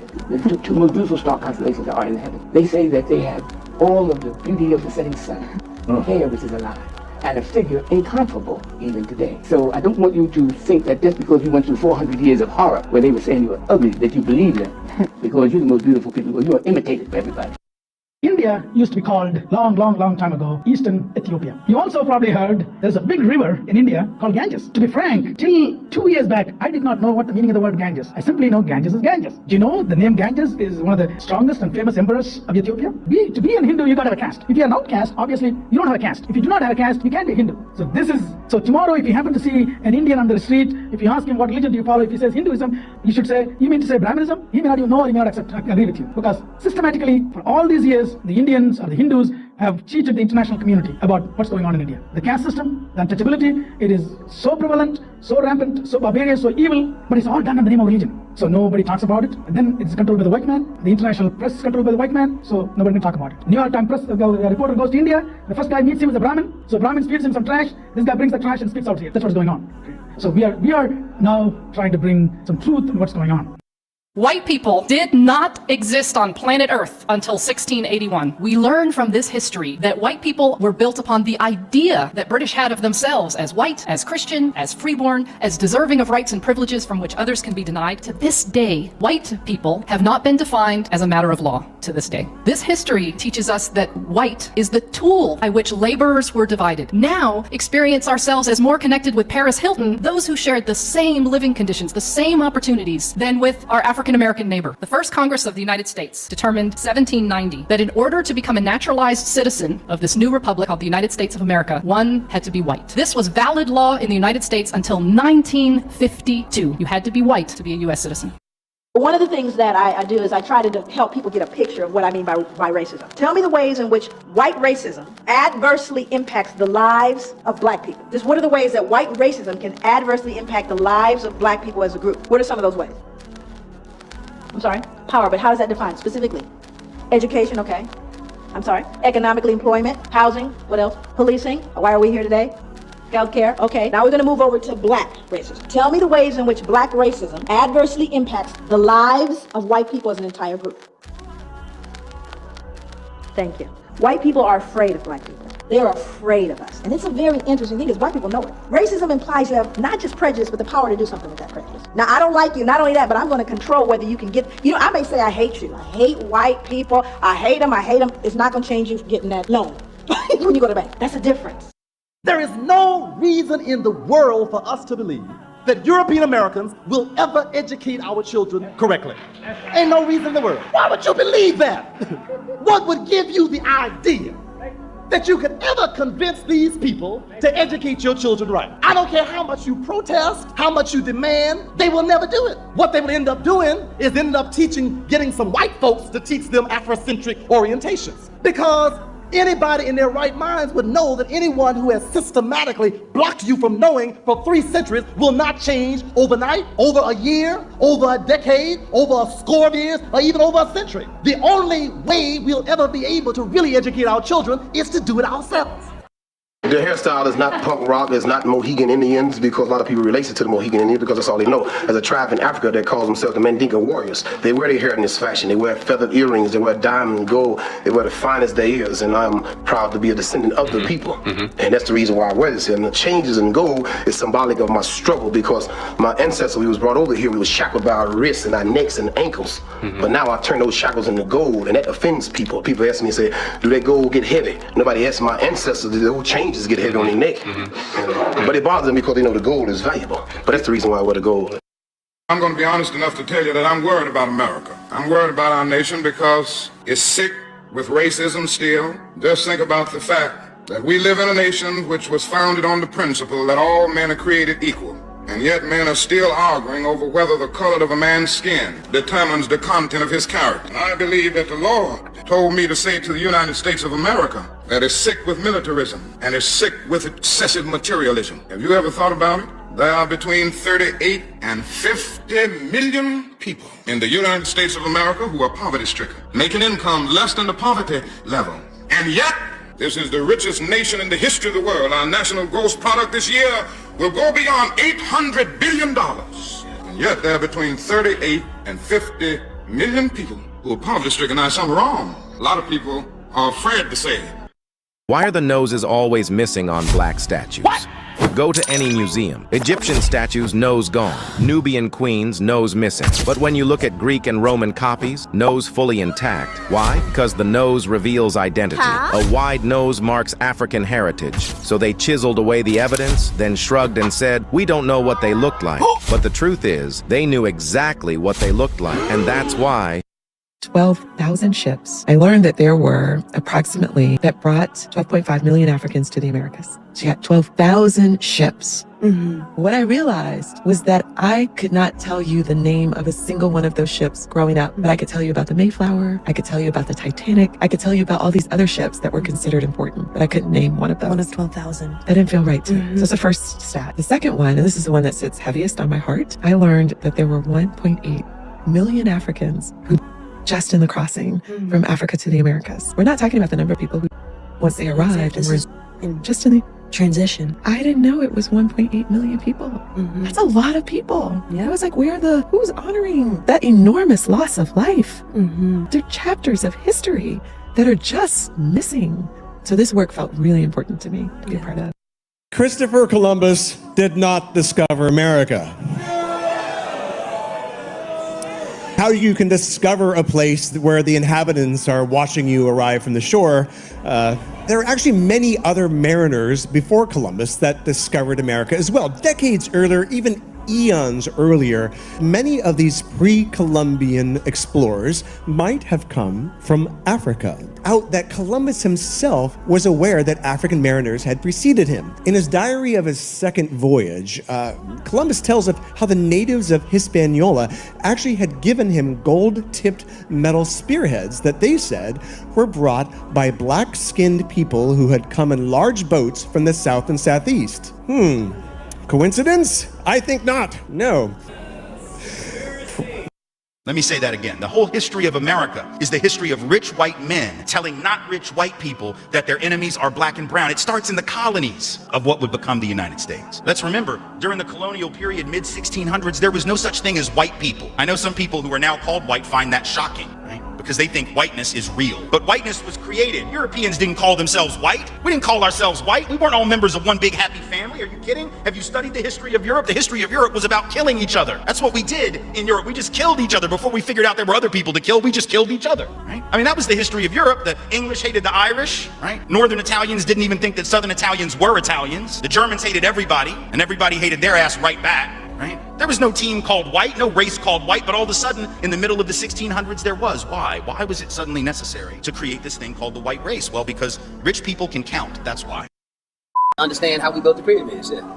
That's another shit that cracked me up. White people say they don't believe in aliens till you ask them who built the pyramids. Aliens? Then ask them any other time. There's no such thing as aliens, crazy. They just don't want to believe a black man designed something that they can't with to this day. You know how we built the pyramids? You ever play in the sandbox? You gotta ask yourself a question. Just always flip the script. What if up is down and down is up? What if you look down into space standing up on Earth? This is how we built the pyramids. You play in the sandbox. It's easy to move a mountain of sand into position. Once you wet sand, it holds its form like concrete. You put the first brick at the apex of this, right? You move sand out of this corner and that corner and place bricks there on both sides all the way to the top. You let the sand dry out and drop that brick right through that sand under pressure. When it's dry, moves like fluid. That's why you always find viaducts in all of the pyramids, so the sand can shoot out the. Now you have a hollow chasm. What is your name and where are you from, boy? Name, place of birth. I'm Kevin. I'm from England. Hey. England? The place with the plague? Is it even safe there? I heard you people don't even wash. Monster says England. I heard it's nice. I wash. My mum makes me. Made me. I heard in England that you boil your beef and eat it with no spice. True. Ugh. So backward. So backward. No offense. I don't mean to offend, but ugh. Yeah. Ugh. Melsa says, Ugh. Black people, just get over it. Like, slavery was a long time ago. Why can't they just move on? Well, this is sort of precious coming from people who set off fireworks every July 4th, because that's some old too, right? Independence Day, that didn't happen last week. We didn't break away from the British last Thursday. That's some old. But we're still celebrating that. So when it's stuff that makes us feel good, we love it. It's stuff that makes us feel better than others, superior, like we're the greatest people and the greatest country ever struck off from the forehead of God Almighty. Oh, we'll remember that forever. Racism in the 1700s, white supremacy embedded in the structure of the country at the founding of the country is most definitely implicated in his election, because without the obeisance to the Electoral College, without that compromise, we know he would not be president right now. So that is why we have to think about the past, and that is why the past affects the present. The system wasn't built for you to win. You went to school to memorize facts you never use. You were trained to raise your hand, wait your turn, and follow instructions. Then they told you, get a job, work 40 hours a week, give half of it to tax, retire at 67 if you're lucky. That's not a life. That's a script. And most people don't question it because they're too tired from living it. But once you see it, you can't unsee it. That's when you realize freedom was never going to be handed to you. You have to build it. And that's why I teach digital products, because ownership is the only way out. No boss, no begging, no clocking. You move different when you know the system was never designed to serve you. It was designed to use you. Break the script or stay stuck in it. But there is an idea circulating that white women are nicer than black women. Well, they are, because they haven't gone through what we have. They don't have the history we have. Why shouldn't she be nice?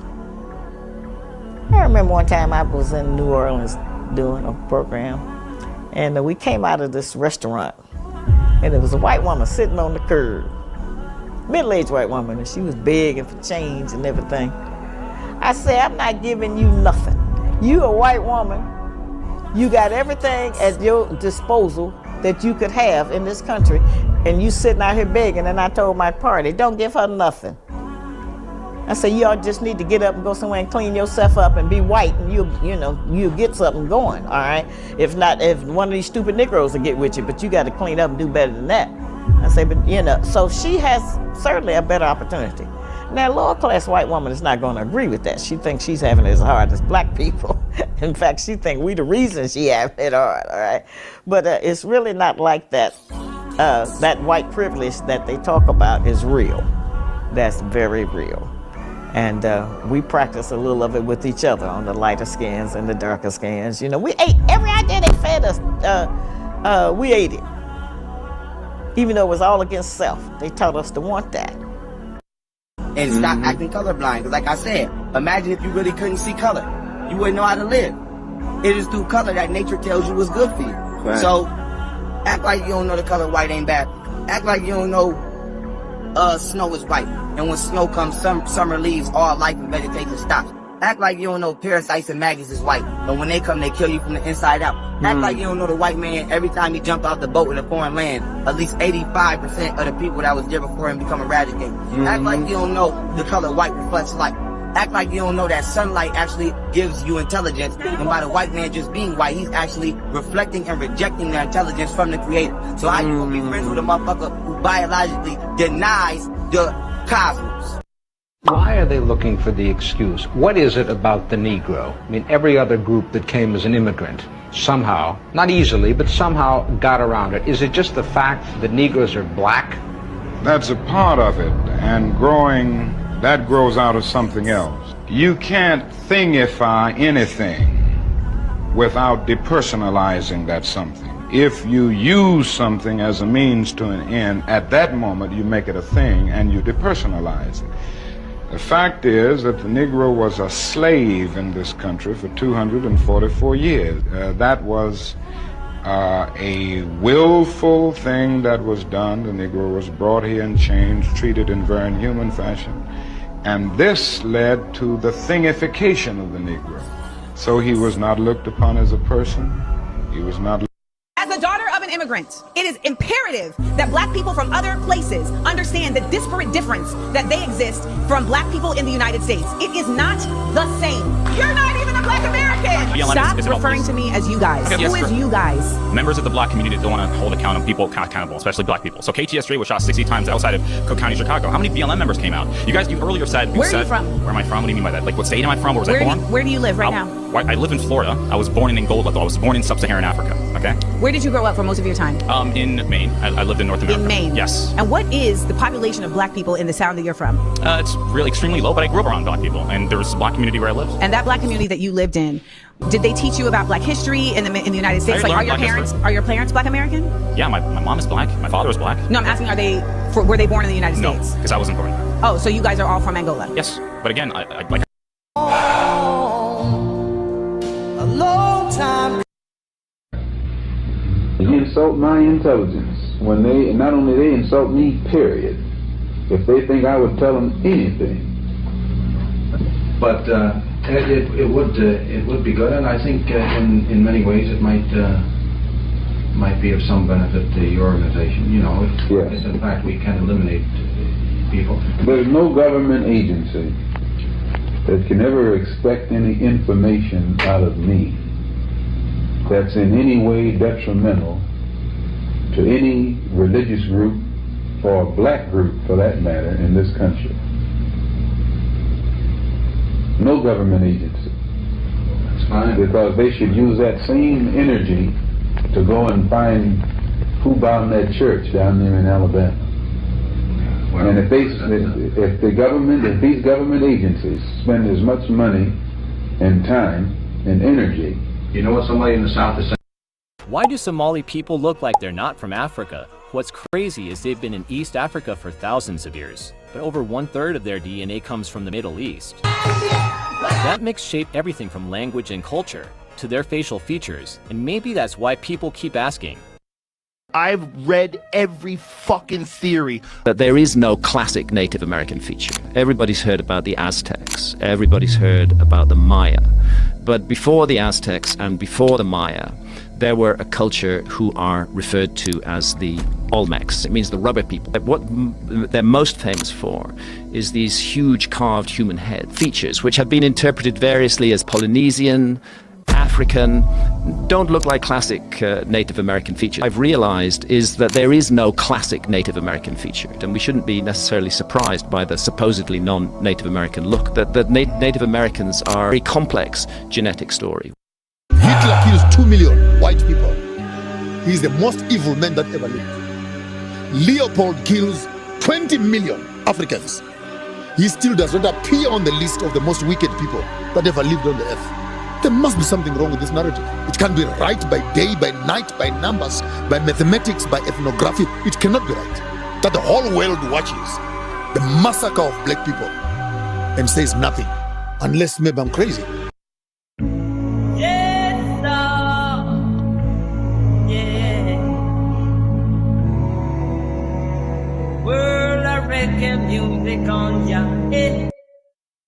God is black. Everybody knows God is white. Everything the white man taught you, you accepted. He taught you you were a black heathen, and you believed him. He taught you to worship a blonde, blue-eyed Jesus with white skin, and you believed him. He taught you that black was a curse, and you believed that. Did you ever look up the word black in a dictionary? For what? Did you ever study anything that wasn't part of some con? What the hell for, man? Come with me. Black. Destitute of light, devoid of color. I do have this conversation a lot with Africans or even just Caribbean people who will often look down on Black Americans. Number one, they will say they lazy, they ghetto. I've heard African parents tell their kids not to date African American men, not to marry them, things of that nature. What are some negative stereotypes y'all heard about Black Americans from your parents, from your friends? You literally said it all. Yeah. That's it? Yeah, 100%. Right. Like my mom would tell me not to marry that. Yeah. She says it all the time. Even when I hear like African parents say that, it very much sounds like the same rhetoric that a white person would tell their kids. Like, you know what I'm saying? Like, don't marry that black guy, like he's ratchet, they ghetto. It's crazy to hear other black people have that type of rhetoric towards each other. All the women in this tribe pierce their lips like this, but why do they do it? This is an ancient tradition of the Mercy tribe in Ethiopia, passed down for thousands of years. When a woman reaches adulthood, she must do this. But why insert a lip plate? Well, the plate is a symbol of beauty. The bigger the plate, the more beautiful and loyal the woman is considered by the tribe. I've heard a whole lot of negative things from the white people here. When you're trying to explain yourself, the white people don't want to hear you explain yourself. They drown you out. They start already trying to drown you out and talk over you. There's a certain amount of white arrogance here, and they don't want to listen to what black people are saying. They don't understand because they don't want to understand. I've heard a woman here say, go back to Africa. Somebody said, we have a black holiday. What does that mean? So what does that mean? He did not say that. He said, if we have a choice, what some of us can go and some of us can stay. But there's no understanding in here. People are just trying to talk. To those arrogant persons, you know, when you tell us go back, please remember where you came from. And when you want to relegate somebody to a specific place, just remember what your origin is in this world. Please, I'm not trying to be disrespectful, but I want you to understand that you, wherever you are on the earth, you're not a native anywhere. You came there and took it from the native people who are there. So please don't talk about going back, because if others talk to you about that, where would you go? The Statue of Liberty was originally a black woman. Before you start whining and crying, shut up and give me 30 seconds to explain. The Statue of Liberty was supposed to be a black woman, not this green nonsense. The Statue of Liberty wasn't always the symbol you think it is. The original design was a black woman holding broken chains at her feet, representing black emancipation after the Civil War. America couldn't handle that. Too powerful, too black. So they whitewashed it, changed the face, and twisted the story. But the original sketches, they're still here, hiding in plain sight. Liberty was ours first, and they can't erase that. Mona Lisa was black. What? Yeah, I said it. Mona Lisa was black. Before you start crying, shut up and give me 30 seconds. That famous smirk y'all romanticize, you've been drooling over a black woman and didn't even know it. Da Vinci's early drafts, tight curls, broad nose, deep skin tone. That ain't no pale European noble. Nope. That's melanin on canvas. Some historians say she was a black woman in Florence, possibly a servant, maybe even a lover. Da Vinci was obsessed with African features. Look at his other works. He wasn't hiding it. Nope. Even the painting technique he used, sfumato, layer shadows like rich brown skin, not porcelain. But they whitewashed her in museums and textbooks so your brain wouldn't short circuit. You've been staring at unapologetic black beauty